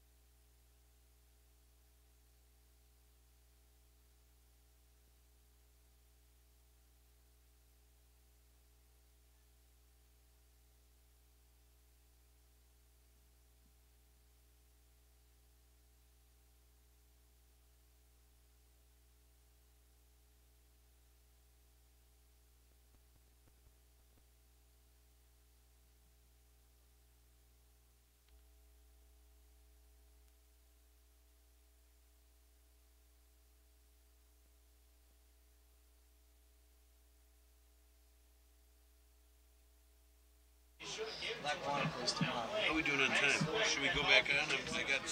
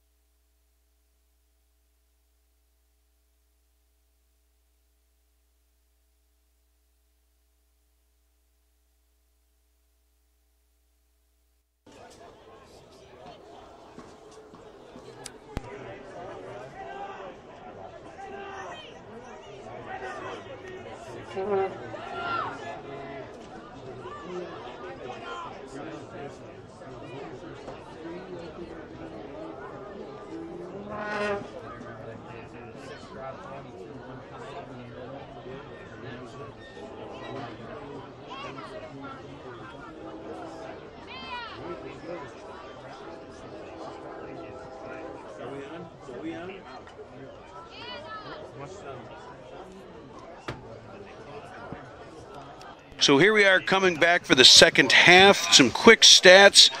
You know, unofficial as they are, it looks like Dunkirk rushed 24 times for 155 yards. They were led by Cleckley's 13 for 65, but very impressive was Jazzy Rivera's 3 carries for 51 yards. They also were 3 for 4 through the air for 37 yards, for a total of 192 yards of total offense in the first half. On the other side of the ball, Albion, I don't have all their individual breakout, but they had 104 yards rushing and 45 yards passing, all on that one big play to get 149 yards total. So Dunkirk has got a fair edge, not a big edge in total yards, but enough to yeah, it's 192. Enough to make the difference. Enough to make the difference. Yeah. So, and by the way, it all comes down to that huge field goal at the end. Yeah. That, you know, a 45-yard field goal. Heck, you know, there's pro teams, there's college teams, they're happy with a 45-yard field goal, right? That's not, you know, that's no joke. Kickers have been cut in the NFL every week, missing that same distance field goal and the same upright. So absolutely, and it was a huge stand at the end of the first half, prior to the field goal. That really could have changed the game if the Purple Eagles were able to score on their last drive, and they weren't, and then they gave up the field goal to lose the lead, and now they got to kick off to the Marauders. And right, Marauders are going to come right out with it. Now, we saw, you know, and it became fairly redundant. You pointed it out. If they split a receiver more than 5 times, if they had anything other than the double tight 3 backs in the backfield more than 5 times, I'd be shocked. I don't think they did. No, and most of it, if not all of it, was in that last possession. Right, when they were looking to throw the ball. With 50 seconds left and so on. And I got to say, if the Marauders come out here and can score in their first possession the second half, I think they're going to take over this game. And credit to Coach Serratori for changing their quarterback, a division winner, first playoff game. You make the quarterback change, and now they might have a dual threat, a running game and a passing game. And if they can take advantage of that passing game, second and short, second down, when teams aren't expecting the pass traditionally against Dunkirk, it really could open up the running game, and they could go on a run in the playoffs like last year. Yeah, you're right. Even if it's only mildly effective, if it's a threat, you're going to get those 11 guys out of the box. Right. You're going to have to. And the other thing is, DeJesus is a dual threat when he's rolling right or left, because he can take off running it too, like Pritchard from the Purple Eagles. So it makes you pass rush differently. It makes you maybe hold one guy back in coverage to spy the quarterback. It changes the way the defense is going to play against you, and that could really be to the Marauder advantage, help that offensive line a little bit, help Cleckley and Velez a little bit to get going, and hopefully this second half is going to get them on a roll and take it into next week of the playoffs and throughout the playoffs, really. I think you got to see key to the second half is going to be how that offensive line responds, and do they get back to dominating the way they were in the first 6 weeks of the season? You know, can they blow off that line? Can they not? You know, Cleckley wasn't getting touched for the first 2 yards of his carry. So he had that head of steam. Yeah. Now, you know, we've seen him a couple times have to fight his way out of the backfield. Just to get back to the line of scrimmage. Yeah. Absolutely. Yeah, and I've been saying it, and I kept thinking it was going to happen last week, so I hope I'm not wrong again. But I'm really looking for the Marauders to take control of the second half and win by 2 or 3 touchdowns. That's my prediction. Albion's a good team. They could respond. We've seen them do it, but I'm thinking the Marauders are ready to take control of this game right here, and we'll have to see. Yeah, all evidence to the contrary, Shannon, and that both teams have been pretty even. Now, there's a high kick. Got it by 25, the yep. Oh. Looks like I believe that was Wright on the return, Taiwan Wright. Decent field position. It was a short kick, about a 10-yard return. And let's see if they use that momentum that they ended the first half with. Let's see if they use that passing game at all during first, second down when they don't have to. That's my key. I think if they establish that, it's a whole new offense for them. I think on the Albion side, it's big plays. They need one big play. They need Pritchard to be healthy. Yeah. There's right up the middle. That's he is one guy to beat, and he does bring Jazzy Rivera down, but that is a great hole up the middle, and Rivera once again hits that hole going 100 miles per hour and doesn't stop. We thought his 17 yards a carry average in the first half was good. Yeah. Now he just comes out and busts out, let's see, they're on the 30. 36, so 20, about 39, 40-yard run right there. Yep. Well, let's see, yeah. And again, my hat's off to that young man. How many kids, I lost my starting quarterback position. 34, yep. And go away. But no, he's out here making a difference in any way he can. Good for him. Here we go, under center, 1st and 10 from the 30. The Jesus under center once again, too tight ends, power eye. And we're right back to Jazzy, and again, not the 17 yards, but a nice gain. Nice 5-yard gain. Absolutely. Right up the middle. I mean, normally a coach is ecstatic on a 5-yard dive play. Right. It just killed his average. Yeah. What is he doing? But yeah, and back to your point earlier, getting that 5 yards on first down, getting ahead of the chains, gives them a lot of flexibility now to make a play if they want. Right. There's a lot of room to the right side. If you could do a rollout here if you wanted to. You can obviously give it to you have all sorts of options, and the defense isn't quite sure anymore what they're going to do. Power eye, same formation. They're not losing their identity. There's that pitch and off-tackle run, and they were ready for that. Maybe gain a 1 or 2 on the second effort. Yeah. We'll have to see where the spot is. No, half-yard gain. So it's still about a long 4, 3rd and 5. Now it's 3rd down. Still be 3rd down and about 4. Ball's shot just shy of the 34. Excuse me, 24. Well, and it is, it's 2-down territory. Absolutely. Double tight power eye formation. Just taking his time under go to the left side. That's a quick. He's still up. Oh, yes, he is. And he's still on his feet, breaking more tackles and finally pushed out of bounds. They went with a quick hitter. We thought he was down, and he came popping out. No whistle, played to the whistle, spun out, and actually made a nifty little run even after that. He probably broke 4 or 5 tackles on that play. And he is energized. He is out here to make a difference and go to the next round in this playoff game. What a great run. So it's 1st and 10. Gain of about 10, yep. Ball at the 12, 13-yard line. 9:40 remaining in the third quarter. Power eye formation. Sweep left. See that mini little pitch he throws. Yeah. And I don't know if you noticed there, Jesus is rolling right after he fakes that pitch. Watch for them to fake that pitch one time and either run a keeper or some sort of bootleg pass out there, maybe to Savion Smith, because no one followed the Jesus on that play. So we'll see if they set something up later. 2nd down and 8, gain of about 2 on the play. Ball at the 11. 9 minutes remaining, 3rd quarter. Clock is ticking.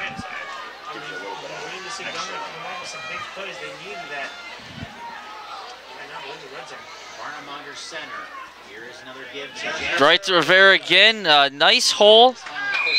But he is. Boy, good forward progress. Yeah. They gave him a great spot. Down to the short. 5. Rivera gets down outside the 5-yard line. Let's see. Where is he? At the 6. Just shy of the 5, around the 6-yard line. 3rd down and about 3. As Greg said earlier, it's definitely 2-down territory. I doubt they're going for the field goal here if I don't get it, unless it's like a 10-yard loss or 15-yard loss something. But otherwise, they're going to try to pound in, get to a 2-score lead here. Yep. Power eye formation once again. Sweep to the right. Cleckley's got to break one. Oh!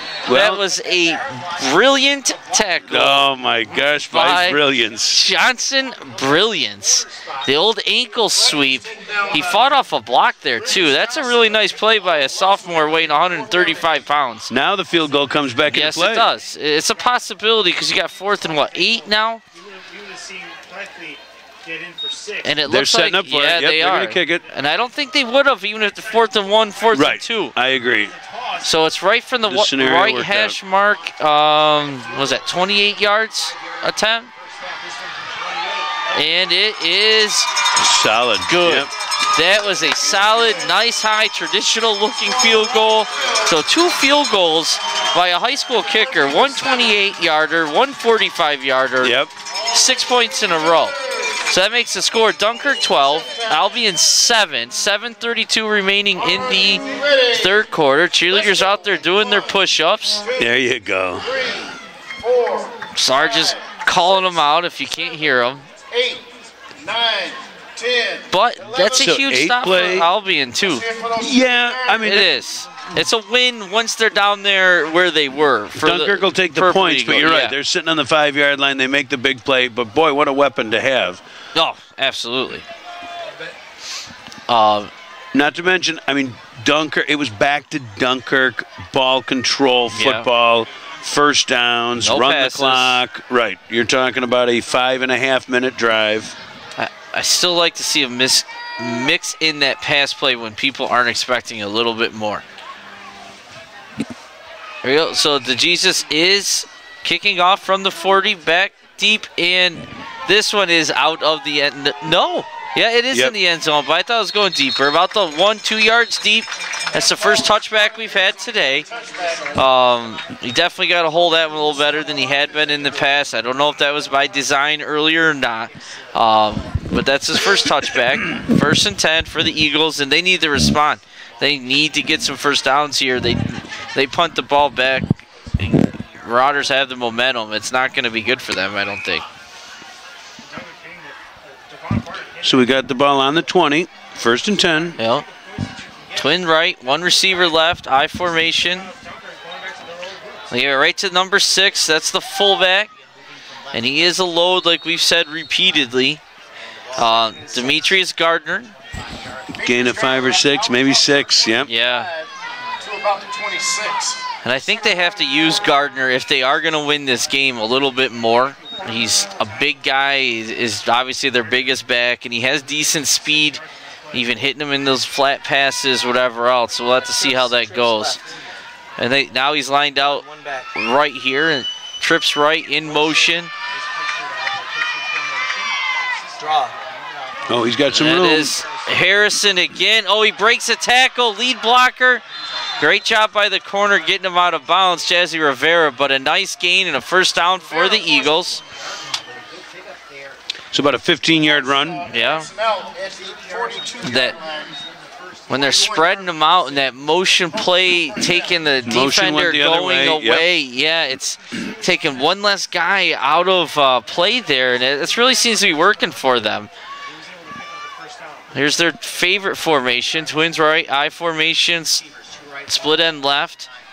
And to the big fella, yeah, not this time. Marauder defense was ready for it. He didn't want to stop, but he lost a yard. He lost one, yeah. That's a nice play by the defensive line there.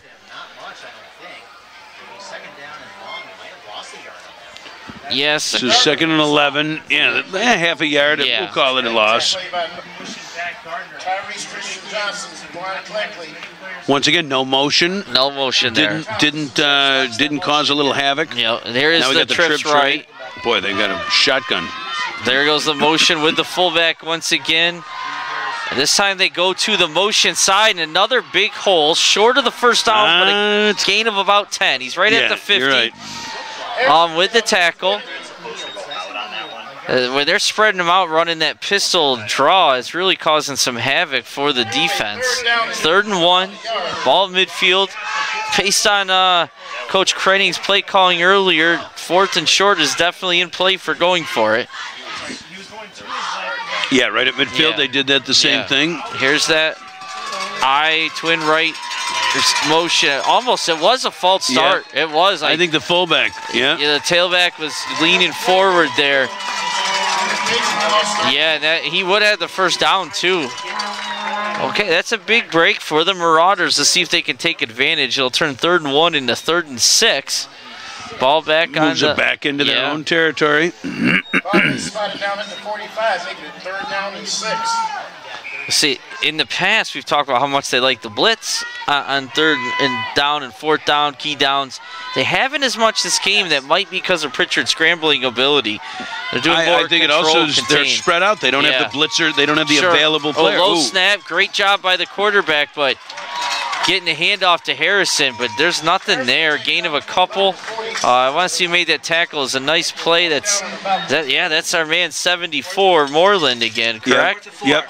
Yeah. Hold on. So now, Peyton 4th and 4, they got to punt this ball. Now, Pritchard is the punter. Right. So you've always got the fake in play. They do have a lineman going off, and he is back in punt formation. Like you said, definitely a fake. You got the fullback right there in front of him. Let's see what they do. You got Jazzy and Velez back. Whoa. There's a high, short punt. Let's see how the roll goes. It is a good roll. Oh, boy. Yep. Down to the just shy of the 15. Down at the 15 of the Marauders. They'll set up on offense. Okay, big stop. So, yeah, gosh, a 37-yard net. Gabe actually was pinching that. Yeah. So it's 4:30 remaining in the third quarter. The score is Dunkirk 12, Albion 7. I'll try to remind and keep throwing that out there for you guys. A big stop by Marauder defense. It's their second possession of the third quarter. They got a field goal on their last 2 possessions now. How often do you say that in a high school football game? Well, 2 field goals in a row. Well, and I'll tell you, the penalty. Last time Albion was here, it was touchdowns that were taken away by penalty. This time, a great third down opportunity. You know, I mean, here they are about to make a play, and that 5 yards really cost them. And self-inflicted. Yep. Power I formation. That's to Velez, I believe. Nothing there. Gain of a couple.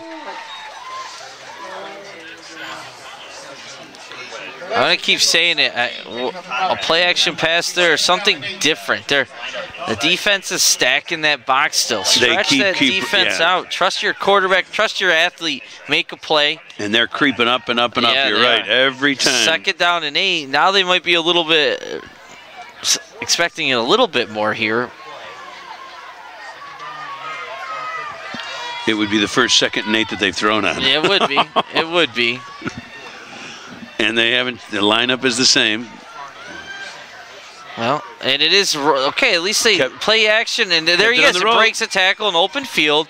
They're using DeJesus' athletic ability. I like the play call a lot there. 3rd and 4. And he still. I mean, they could have stopped it, but DeJesus broke a tackle. Now it's 3rd and short. About a 5-yard gain. Yep. Nice play. This is a big down early in the game here, or early in the second half. 3rd and 3. They don't get it. They have to punt. Yeah, unless it's a couple inches, QB sneak or something. But you got the lead. You're going to want to punt here if you don't get it. So this is a big 3rd down early in the second half. 3:40 remaining. Scores 12-7 Dunkirk. We do have do we have twins? We have twins left. Spreading them out in 3rd and short, and it is he's going to throw the ball. No, oh, he didn't. Yeah, I gotta say, I think that ball was there. That play, it looked like he. Nice little rollout, kind of squared up, threw the ball. Yeah. So they're going to have great play action too. He had all the time in the world to throw that ball. Just a simple little play. It was, but that's going to add a different dynamic going forward if they can make it out of this game. But that'll bring on the punt team.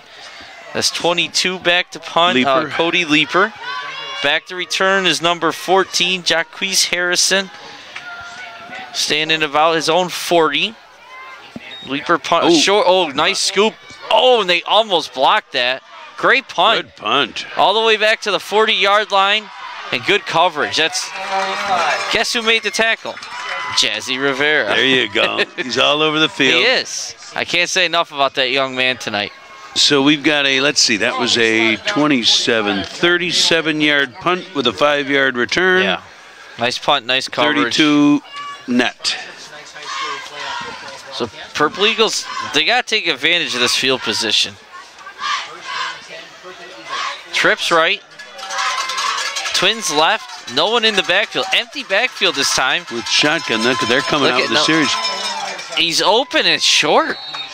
Hey, there was no pressure on it. He just didn't get anything on that throw. There is a flag on the play. It's got to be a hold. Yeah, you would think so. We got an injured Dunkirk lineman coming off the field, limping too. I can't Hopping see. and limping. No, Yeah. he's going to be okay.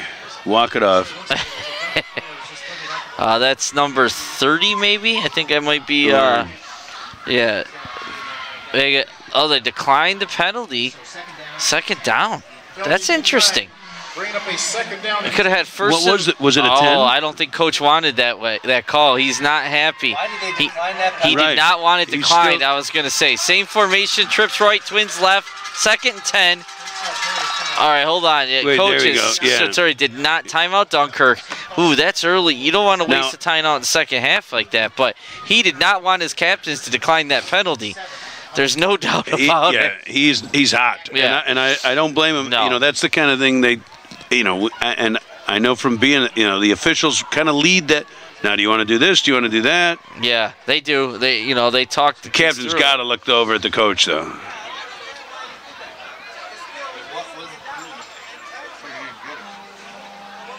Nobody wants to talk to him. He's looking for somebody to appeal, and he can't find anybody. Yeah, no, that was definitely. Well, we were surprised he declined it. And obviously, he did not want to. That's a mistake. Again, maybe if they had a loss on first down, you might decline it, but not. Not an incomplete pass. You and push him back. It's probably a holding spot of the foul type penalty. So sometimes they turn into a 12 or 13-yard penalty also. Yes, that had to be behind the line of scrimmage. Where the flag was, it was. I didn't see. So spot foul that. It goes back 12. Yeah. Yeah. I don't think it was a hold. It was offsides. I don't think they have the right to decline an offsides, do they? They didn't stop the play. Yeah. Right. Okay, we got that trip right, no back formation. Still on the 45. 2nd 10, ball at the 45, pass play. Going deep down, nice coverage, and there is a flag. He didn't play the ball. He threw the flag that late? I thought he dropped. You think he dropped a beanbag, or did he throw a flag? No, you see him fighting, trying to get it out of his hand. He dropped it. That's Tyron right on the coverage. He was in great position. He never turned his head. Yeah, you got to look back for the jumped ball. up and shielded. He might have made some contact. I couldn't tell. And that's what they're going to call here, it looks like. He was the guy in coverage that time. He jumped in the air. If he just had turned his head, it's tough. One-on-one, man-on-man coverage out there alone on a jump ball is a tough play. And it is pass interference, first down. 15-yard penalty. That'll put the ball at the Marauder 40-yard line. First down and 10. Pass interference is the call. Again, that's a tough call. 40, and that's a first down for. But that's 2017 football too. That's the way the rules are now. We played is probably not a penalty. You always got to turn your head. Yeah. That's been for a long time. But they're still going empty backfield. Yep. They've come out just saying we're just going to throw the ball a series. Oh, the blitz is on. Heavy pressure. Oh, he got the pass off. I thought that might get intercepted, but no.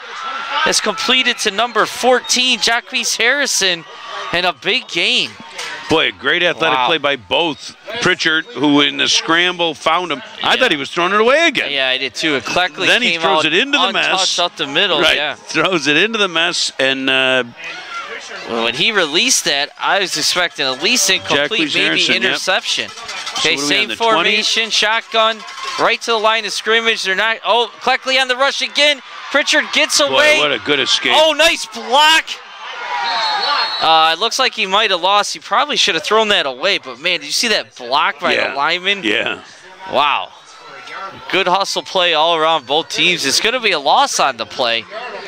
You really want Pritchard to probably just throw that away. Although I'm sure he was lost out there. I mean, he did, he had the two-step, the spin, the run. Now he's going. He ran about 15 yards. He thinks he's gained yards, you know? Yeah. Yeah, if the chains were on the side he was rolling to, he probably could have seen that. But you're right. It'd be a little tough on the guy. Same formation, Still open backfield, right, no backs, shotgun, snap. pressure again, another low pass. Boy, he had a guy there, too. Yeah, he did. That he needed to pressure step in. interfered. The pressure definitely had an impact. It's hard to tell a quarterback step up and make the throw when you got two guys in your face. So it's going to make a 3rd and 11. Got a timeout, Coach. Timeout Albion this time. So both teams use a timeout in the 3rd quarter. There's 2:47 remaining. Very strange time. I mean, this isn't time for them to panic. It's 3rd and long, but they're within a score. Sure. They've got it's 2-down territory, so he could have called a But, maybe they wanted to talk to their linemen about the blitz and their blocking scheme up front because they're giving up a lot of pressure. So maybe it's more of a let's talk strategy here a little bit, not just calming his players down. But understood, but it is still 3rd and 11. 3rd quarter. Both teams have wasted one now. And that could come into play, no doubt. So like I say, it's 2:47, 12-7 Dunkirk in the 3rd quarter. It's 3rd and 11 for the Purple Eagles. It's their second possession. 22, 23. Might even be a little more. 23, yep. So you got, it's about 11. 3rd down. They have been going up empty backfield. Maybe they put a back in there to help pick up that blitz, but it doesn't look like they're going to. Nope. Still empty backfield. I wonder if Cleckley's going to be coming on pressure again like he has been. And here he comes. And there's all sorts of pressure. I can't even. What play did they have called? I don't know. But both defensive ends met at the quarterback that time. With fairly untouched. On this side, was it? Wow. And that's off a timeout, too. Yeah. So you got loss of 8 on the play, 9? I had a loss in. Yeah, to the 34. Loss of 11. From the 23, they're they were on the 23. 3rd and 11, yeah. 23 to the 34. That's 11. Okay, so that was 4th down. Obviously, you're going for it here, but there's not a lot of 4th and 23 plays. And they've gone away from their backfield. 2 backs this time. Play action, not fooling anyone. Short pass to the fullback, which is a nice play, but not in 4th and 23. Really had no chance for the 1st down. What they gain, about 10 on the play, maybe 8. But that is a turnover and down. So the Marauders defense bends, but it does not break once again. 1:46 remaining in the 3rd quarter. They'll get the ball back on their own 25-yard line, so 75 yards to score here. With 1:46 left in the 3rd quarter, we're on our 5th drive of the quarter. Definitely different than last week's game. Typical Marauders. I mean, usually Dunkirk just doesn't. Well, they go on long drives. They chew up the clock. Yeah.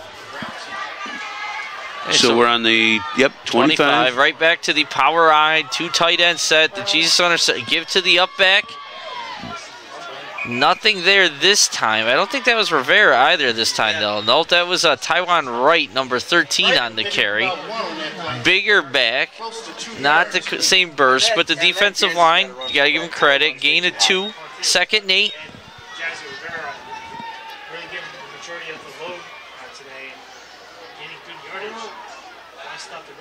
Okay. And the Marauders in no hurry here. Can't believe it, but they're in the power eye. 3rd back. Yep, Velez. The timing, like you have mentioned, the timing was a little off again. It's just not as good as, So, gain of 3, it's 3rd and 5. Every down is so important, isn't it, in this game? It's well, yeah. You're on this side of the field right now. Yeah. And you just keep thinking, if the Marauders put together a long drive, they could, 2-score game. It could put it out of reach, but they haven't been able to do it yet. Clock is ticking. 30 seconds left in the 3rd quarter. I keep getting that wrong. This probably be the last play of the quarter, unless it's incomplete pass. And he is rolling right. He is passing. Got Rivera. He hits Rivera. So how about that? There's a change of fortune, right? Yeah. Instead of Rivera to DeJesus, this time it's DeJesus to Rivera. There and you go. Marauder 1st down. And very well, great nice ball. throw, good play action. Farnham DeJesus had all day. Yeah. Yeah, no, that's, and if they could do that consistently, that is going to add a nice dynamic. Big first down, only gain of 13. It was a gain of 13. Okay, they're on the. Took it from the 30 to the 43. Okay. Oh no, I'm sorry, to the 37. Or 38. Gain of 8. Yes. Okay. Gain of 8. I'm confused. Yep, because it was on the 30. All right, but still, that's a great 8-yard play. Very efficient. Yeah. Back to the power eye. Give to the D. Oh, no, it's a fake. Great fake. He's got it. He's got to turn the. Nice stiff arm, but a nice tackle, too. Yeah. You got to. Sartori and the coaching staff must emphasize that play action fake so well because both of their quarterbacks are very good. Really carry it out. Yeah. Yes, they do. That's a nice tackle in open field by number 14, Jacquees Harrison. Okay, we'll take 5 yards. And there's the end of the quarter. And that'll be the score remains Dunkirk 12, Albion 7. We'll have second and about 5. Start the fourth quarter. Short flip, as Greg likes to say. Yep, nice and easy on the chain crew and the officials. Yep. And so we're coming down the fourth quarter. It's a 5-point game. Anyone's contest, obviously, with the season on the line. Certainly the ability to play again. You know, we're at that time, right? Loser goes home. And both these teams got to believe that if they win this game, they can keep going too. This isn't just it's a very competitive division. One. Yeah, absolutely.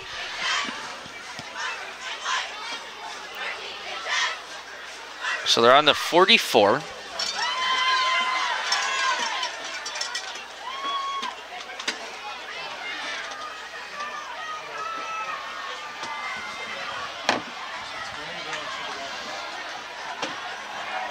Do you take a shot here? I know they won't, but would that be a terrible play call, just taking a shot downfield? Well, we got a second. This formation is hard to, but if you did a and I'll tell you, that's what I want to see. I want to see him throw out of this formation. Break that tight end. Just tell him to run straight up the field, make the fake. But they did go to Cleckley, and if he doesn't have his I think he's got it. Yeah, I think so. The spot's right at the 49 or just inside. Yeah, that'll be a first down based on where they're standing, and it is. So Marauder first down just shy of midfield. We are in the fourth quarter. The clock will be running as soon as the chain. There it goes, 11:49 and rolling here. That's Marauder's favor as well. Up by 5, 12-7. All this room to the right side. Although the left side has been what's working. Boy, they backed off on that for some reason. And what did they see? He's got room. Good coverage, though. Gain of thought about that 4. might be there if they did that in that play, but it wasn't. But I don't know if you saw that, but Albion, just before snap, now they've been jamming the line, and just before the snap, whatever their pre-snap read was, about 3 or 4 Albion players just started backing out, even before the snap. So I don't know if they've got an audible there that they heard, if they have some kind of a key, but boy, oh boy, now it's still a gain of 4. Oh, yeah, and that's the thing. When you have an athlete like the Jesus back there, if it's not there, you can tuck it and run it, and now you're 2nd and 6. That's a good down. It's a good position. So I still like the play call. Wasn't exactly what they intended, but it was a nice, safe play. Change of pace. Look at them still. The blitz is coming, and they're still able to get a couple up the middle. But very rough exchange, though. Yeah. That's Jazzy Rivera up the middle. His shortest run of the game, I believe. But yeah, the Purple Eagles were swarming that middle of the field on a blitz. So they're lucky to get a couple there. So 3rd and 4, ball in Eagle territory around the 45.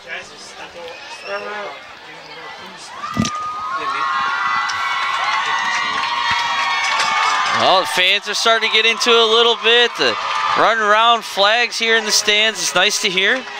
3rd and 4, here we go. Big down for the Marauders. Stack line of scrimmage, pitch left to Cleckley.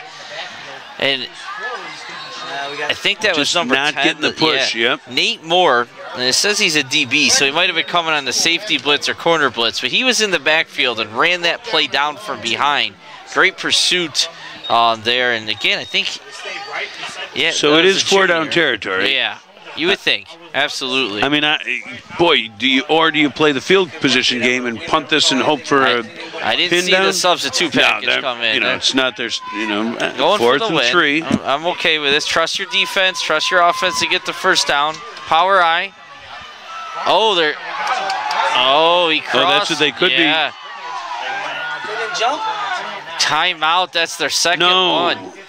Wow. I take the penalty. Right. If you're going to run that play, if you're going to run that, which I don't have a problem doing, at this spot in the field, punting it from the 48 or the 49 doesn't hurt you any more than punting it from where it is.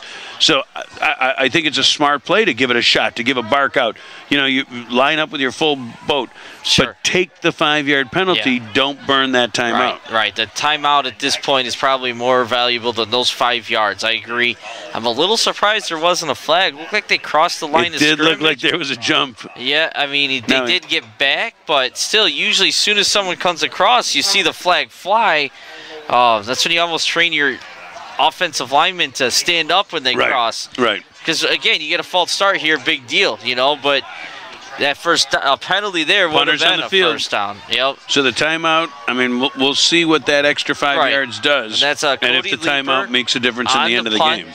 And back to return, as has been all day, is 14, Jacquees Harrison. Only one guy back. They're coming for this punt, it looks like. Oh, they're backing off a little now, yeah.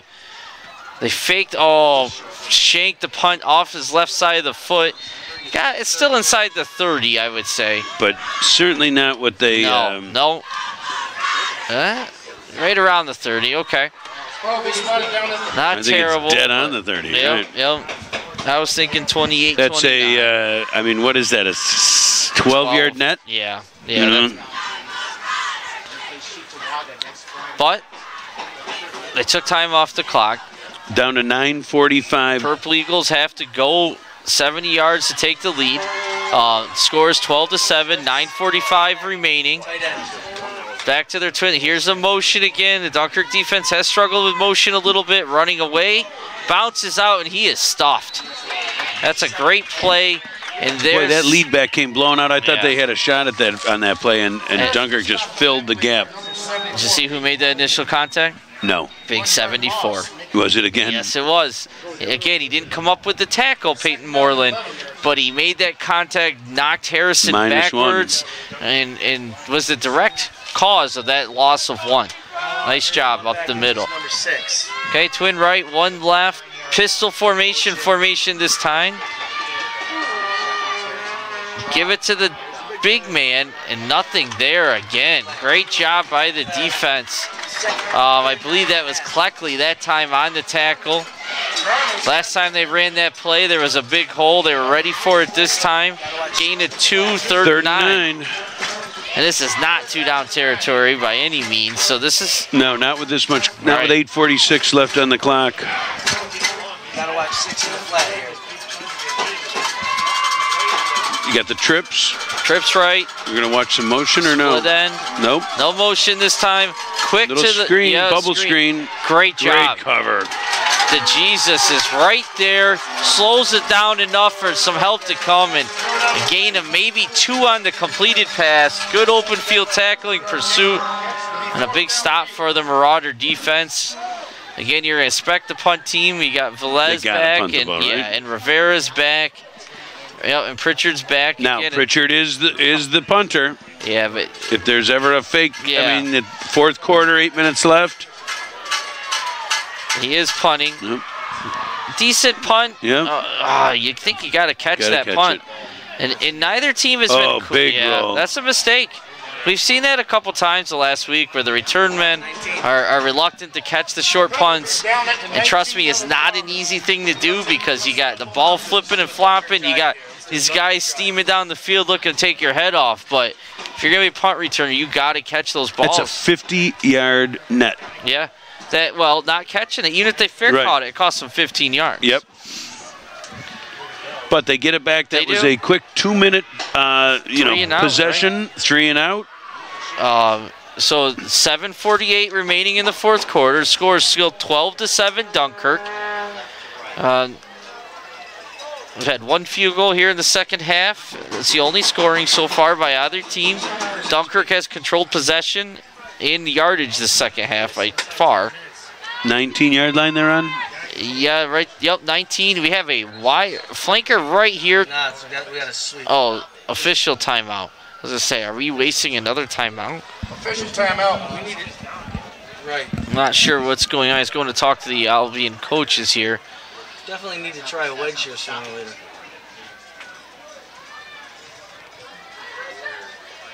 Still not sure what this conversation is about. Right, what could the conversation be? I don't know. Dunkirk didn't have 12 men in the huddle or anything, did they? It seemed like the coach was pointing to the Dunkirk side of the field, like he thought they did something wrong.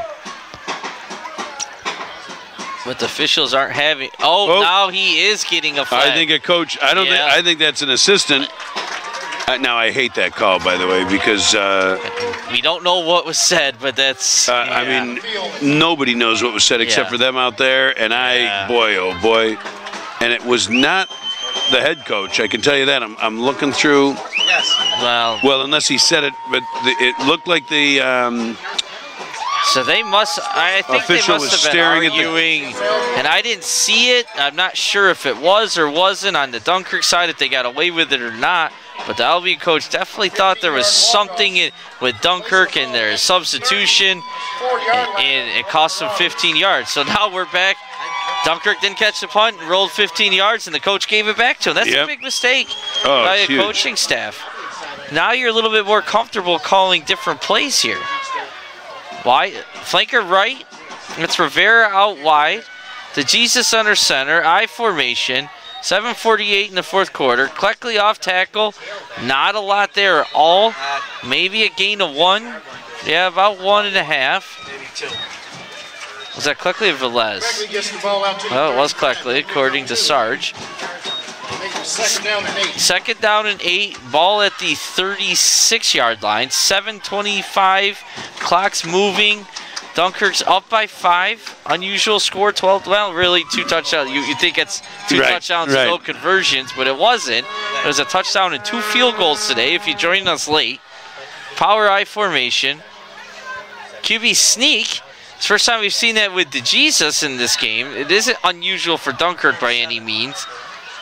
But they only got 1 or 2 yards here. Sneak, and he'll pick up about 3.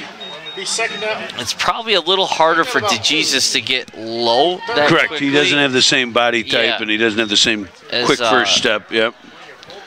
And to get that push. And Rivera, obviously, you can see it when he's in fullback, too. Boy, I'm still going back to that 15-yard penalty. Yeah. I just hope that the Albion earned it, because if that's anything less than. But to even put yourself in that situation as a coach in a 5-point game, fourth quarter, over a 5-yard penalty is probably what they were calling for. Right.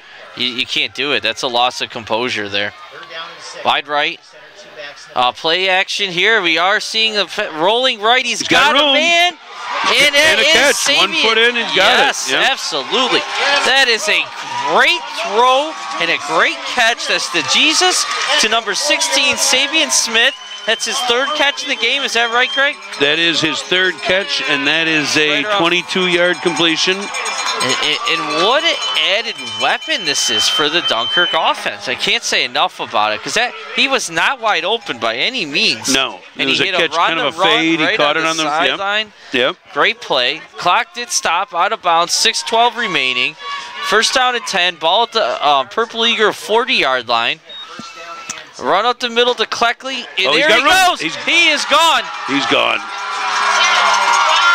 And touchdown. There's that big play, that quick strike we've been talking about. But to see what the passing game can do for the Opened running it right game. up. Absolutely. And back to, as you said, that penalty. That How's penalty that affect the lets him defense and out. the players? And Albion, we've watched 2 weeks ago. We watched penalties kill him. Now this week we've watched several different penalties. That just, a 50-yard punt pins them back. They got a chance. If we can keep them 3 and out, Dunkirk has, they just had a 12-yard punt.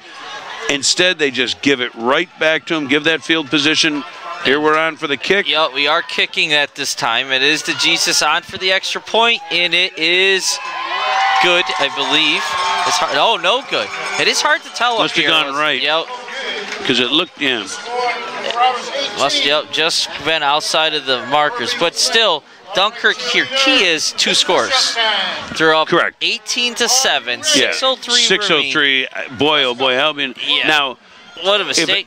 Albion can do those kind of things. I mean, they do have that quick strike. They're going to come out and open backfield. Yeah. I was a little surprised that they did that, was it 2 series ago? Before the 3 and out, they came out, they had a nice little drive, but they went with that wide open backfield. Yeah, and it cost them. I mean, they sold out and said it's time to throw the ball. We're not going to continue with the balance attack that we've been, but they've had success with. Yeah, and even if they just left that one back in, because we've seen them hand off to the one back, even if they're not handing off to them, fake it or at least have one extra blocker in there.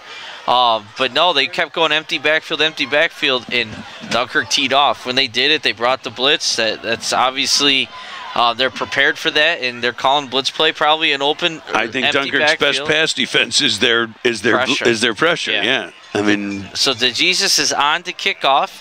You're looking for him to kick this out of the end zone here. I'm sure that's the plan. That's 14. Harrison back to return, and he is right at the 2. He's gonna bring it. Yep, caught at the 2, just shy. A lot of room. He does have a lot of room down the sideline. Pushed out of. Is he out of bounds? No. Not till the 44, 45. Yeah. That's a real nice return by Harrison. He caught it at the 2, brought it over 40-yard return there. And there, no clock time came off the clock there. Clock's got to start, right? Yeah, it's got to give something. But we're so used to touchback. He was expecting the 2 over there. So we first down at 10. Oh, they back to the 39. He must have stepped out of bounds. Oh, yep. Still a nice return, so about 37, 38. Now we have the one back in the backfield like we talked about. And there's the motion, and they're giving to the motion, the jet back this time. Lost. But nothing there. I tell you, you can't go horizontal against Dunkirk because of the pressure and the speed that they come with. You've got to go vertical. You've got to go right at them. Yeah, and I want to give 83 Conrad Thomas, a sophomore, made a real nice play, tackle for a loss of 1, 2nd down and 11. Under center this time, and to the up back, and once again, this Dunkirk defense is ready, and that's another sophomore there. It's 13 Taiwan Wright. So how about that? 2 tackles for a loss in a row from sophomores. Big in a plays. Playoff game. Right. I'm confused. You know, if I'm coaching on the other side, I've got this quarterback who can throw it. We've got a 45-yard completion. I've got a couple of guys that can run around. I run a spread offense. Why am I going to a fullback dive? Yeah, pistol, trips right. Down motion. 2 scores. Yeah, I agree. But, see, the blitz was picked up this time by the up back. He just dropped that. That was a great pickup, by the way. You're right. Yeah, he made a nice play, and the pass is incomplete. That was in his hands. Yeah, number 9. Where he mostly in. I almost thought they might. He brought him to the ground. Sometimes they might call that afterwards. Although you can't really tell if he caught it or not. I guess I've seen it called. It made me hold my breath and look though, because that would have been an automatic first down on a 4th and 12 play. And you can't, if you're trying to win this game, you can't punt it here. Well, you're down he's not going to punt the ball. He's going to throw the ball from the punt formation, which I don't understand either. Yeah. But, I mean, they've got too many. Timeout Dunkirk, because they aren't expecting to go. Called on the field by Dunkirk. As well as I thought the coaching staff did early, and the gutsy 4th down call led to their touchdown. They've kind of, to me, have lost some composure here. Got the penalty. Kind of seem a little disorganized. It was a play calling here. That was just a very confusing series for me. You line up. I mean, I guess I can go with that little tricky try to motion something, maybe on 1st down, but then to go under center and hand it off to your fullback, it baffles me. Not only because it's not what's going to get them in the end zone. They need 2 scores. They need 2 scores. You know, down by they need 1, 2 scores. But with 2 scores, you got to get the first one. They got to go down the field, and they got to get an onside kick. And boy, oh boy, If they call timeout and are still, oh no, Dunkirk called the timeout. Now they're in punt formation. I certainly would. They don't have anybody back. Notice Dunkirk has no one back. Call. Smart play, right? I agree with play that. for the fake. They haven't caught the punt yet, anyway. See, there it is. It is a fake, but which I hate that call, by the way. Anyone. Right. Yeah. He did have a guy there. He had him for a minute. Yeah. Incomplete. If you're going to line up, right? You've got a good quarterback. You've got receiver. Line up and run your offense. There was no one. Right. No one's fooled. back even. Right. They were begging you to punt it.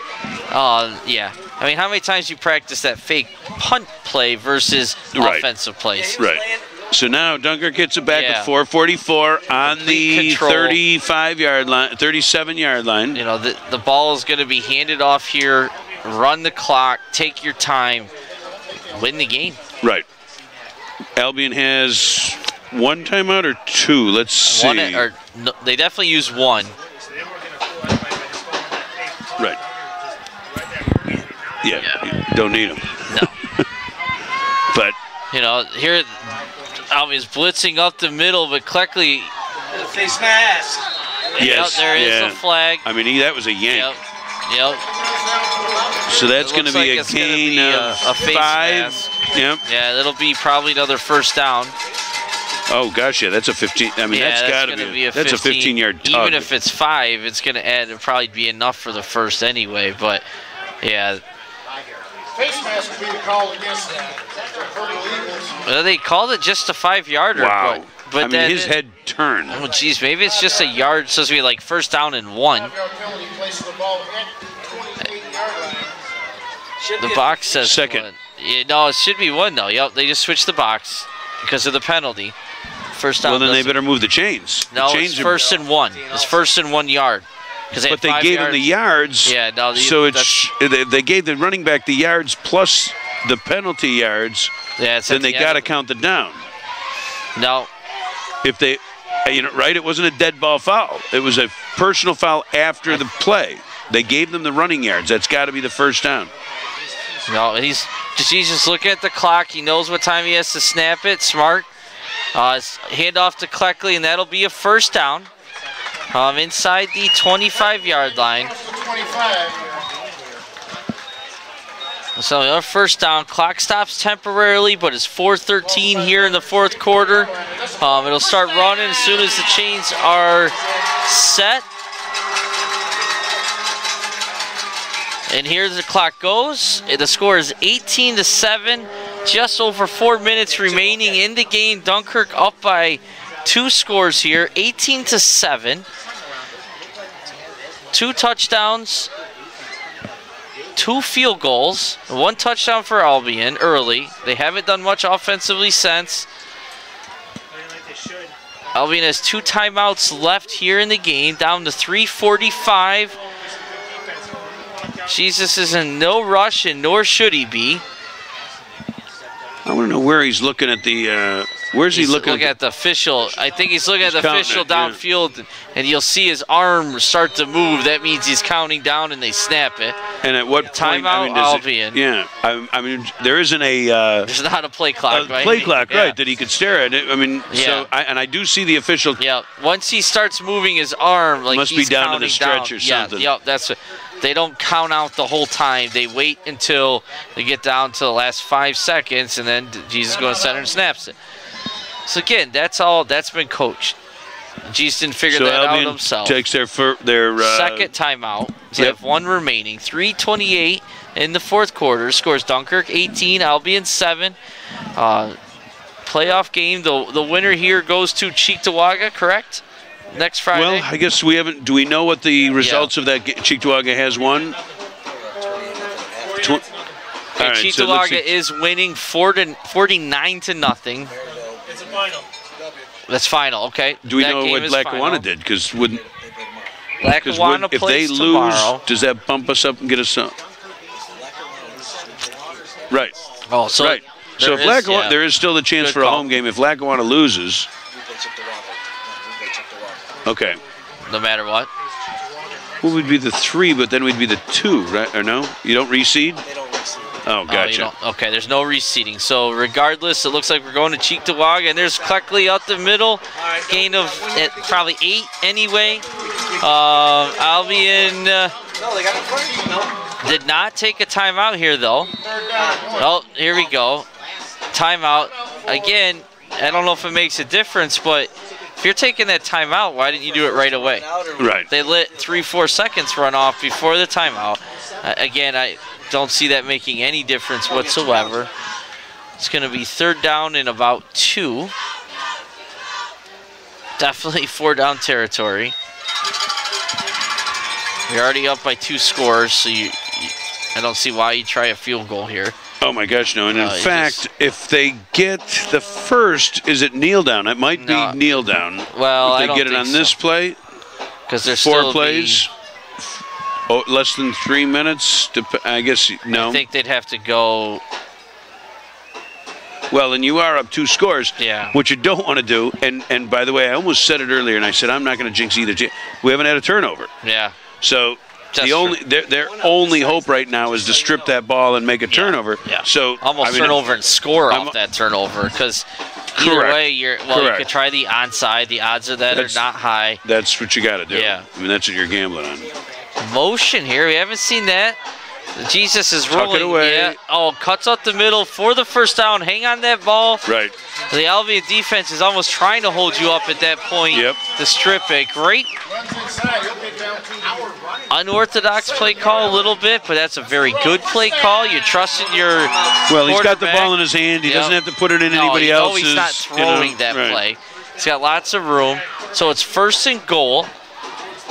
And how about the Jesus here? He didn't even play football last year. Right. He played soccer. Now he starts at quarter. He kicks.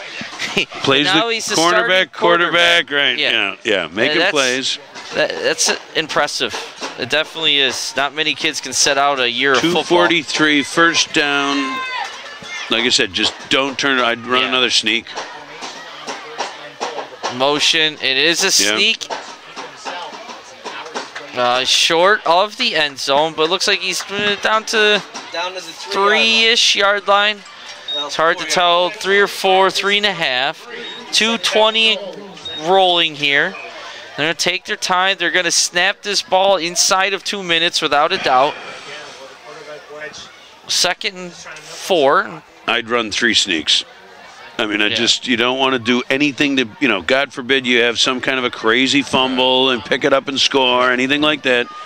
You've got adequate, you're more than adequate. The quarterback is an athlete and a runner.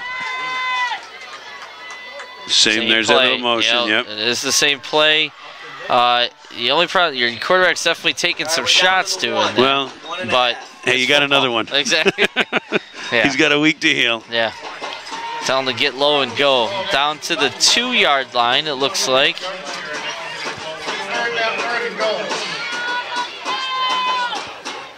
Is it the 2 or the 1? Scoreboard says 1. 1:20 remaining. The clock is rolling here. Really? Now, if 3rd and 1 on the 1, I would expect Dunkirk to run the sneak, much less the fact that we don't want to take a chance on a fumble or anything else. I thought they maybe do it a different look. I know. If he comes hopping sideways, that same play. Oh, we have a flag. It's going to be delay a game. Interesting. It's not a killer. It isn't. It's nice to roll in and get another score, but now there's 59. With 59 seconds left. You still have to run. You can't just kneel it. You turn the ball over on downs. Which, by the way, isn't the worst thing that'll happen either at 98 yards away from the No, it's not. Because the clock it'll start on the snap now. It won't roll. 59 seconds. Dunkirk 18. Albion 7. It looks like Dunkirk will be going to Cheektowaga next week. Cheektowaga won big tonight. There's the motion. Oh, sweep to Cleckley this time. Out to the right side and in for the touchdown. All right, man, that ends it. Put the nail in the coffin. Dunkirk goes up 24-7, 53 seconds remaining. I hate to say it, Greg, but I think I did say they were going to win by 2 or 3 here in the second half. Like you said, and they did exactly the way you talked about it. They controlled the ball. They ran, they good, solid drives. Now, as we got 53 seconds left, anybody, as our before we lose our listeners, we want to talk about. There's a kick, and you got your midget Marauders here tomorrow. It's Dunkirk Fredonia right here at this field, starting at 10 a.m. 10, 12, 2. There's going to be games all day. It's my oldest last modified football game tomorrow, so I am looking forward to that. It's crazy to see a 7th and 8th grader sons and playing their last. It's grown a lot in the last few years. Time flies, that's for sure. Oh, enjoy it, man. Enjoy it. It is great times. But yes, so if you want to watch some more football, and I'll tell you, both programs have leaps and bounds at the midget programs, and nothing like success on the Dunkirk side. The success of the varsity has certainly led to more kids coming out and playing football, and more enthusiasm. Got good coaching, and you see the same thing on the Fredonia side. Is that good numbers on the JV and varsity this year? Yeah. Yep. So the Jesus is on to kickoff, and back is Harrison. Personally, I tell them to kick out of the end zone. They might do the squib kick again. Either one is understandable. Oh, short little pooch kick. Caught about the 28 by number 2. Oh, dancing around, but dance a little too much there. That's Matt Kowaleski on the return. Kowaleski will pick up that kickoff and return it out to the 33-yard. So there's 45 seconds remaining. Dunkirk 25, Albion 7. Albion certainly didn't look as good as they did 2 weeks ago. No. Didn't have the same sharp. Frankly, I didn't think until those last couple drives that Dunkirk looked as sharp either. No. But boy, they sure played great defense. They did that stop towards the end of the half, and that's when the offense got going a little bit too. And really, it's when they started throwing the ball. Oh, here, look out! And Pritchard goes down. They also shot themselves. I think that that's Cody Leeper. Yep. When Albion looks back at this game and they say what could have, should have, would have, that kind of thing is they're going to look at a couple of key penalties that really hurt them and gave the Marauders a momentum. Right.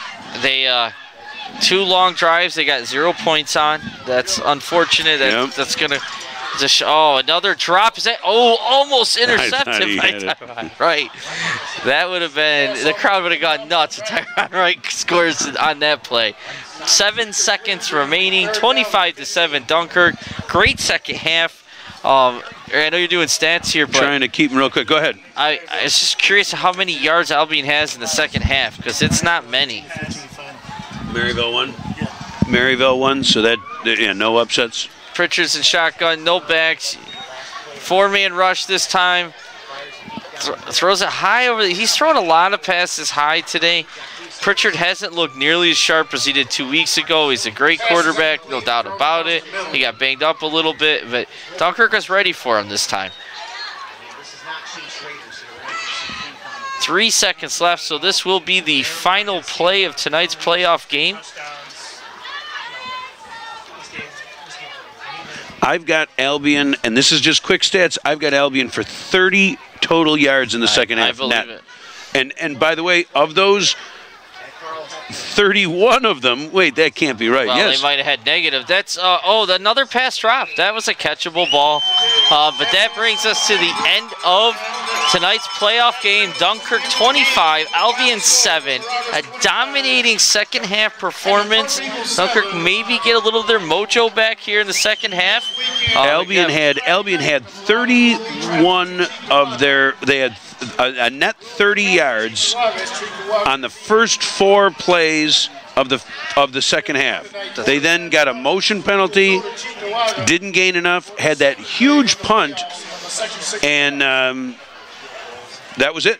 They have 0 after that, 0 net. So their first possession, they gained 31 yards and lost 1 yard the rest of the game. Wow.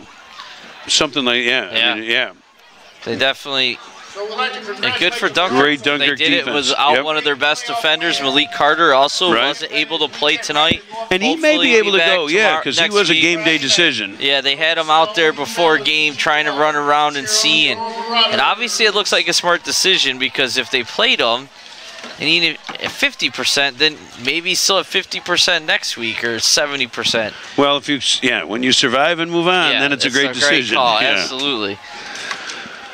So we've got, let's see. Well, so looking back, again, no turnovers for either team, but Dunkirk in particular, that was, no turnovers and no big plays. I said Albion needed that big play. They didn't get it.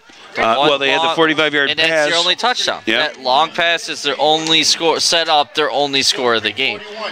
Absolutely. And they contained Pritchard from running around. I think really that was a big key. He didn't scream. Yeah. Last 2 weeks ago, he screamed. There's the fans coming out in the field. There's a T-Rex is out there. T-Rex. Catch T-Rex before he falls. Have another score. Show the fans T-Rex out there. Salamanca 0. Maybe. Maybe. But yeah, I do think, go back to Pritchard, his scrambling was not a factor today, and it was last game. Correct. That kept him in it last game.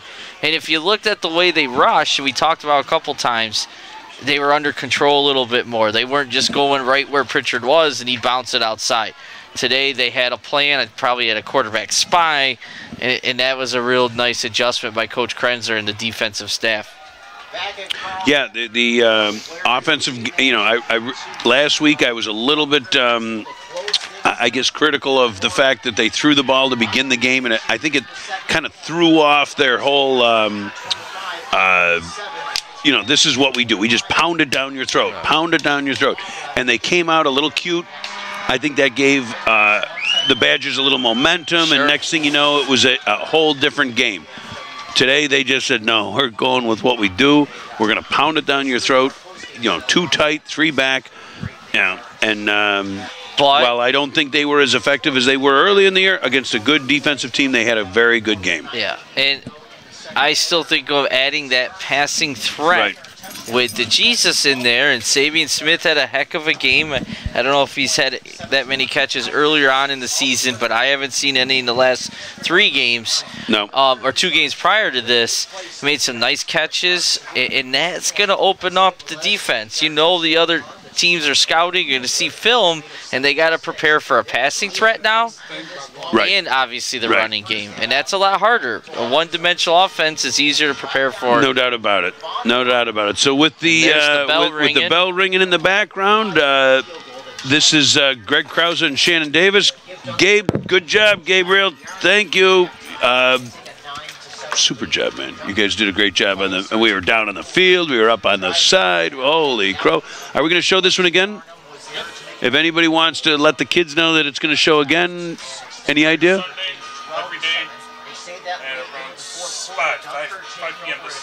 5 p.m. 5 p.m. for the next couple days. Keep a look. Is there a schedule somewhere that if I want to get it? Yeah, it's on the channel now. Okay, so go on the channel and look on the crawl, and you'll get the schedule. All right. Great. So, yeah, that's always the fun part for the kids and the fans that were here to be able to watch it again.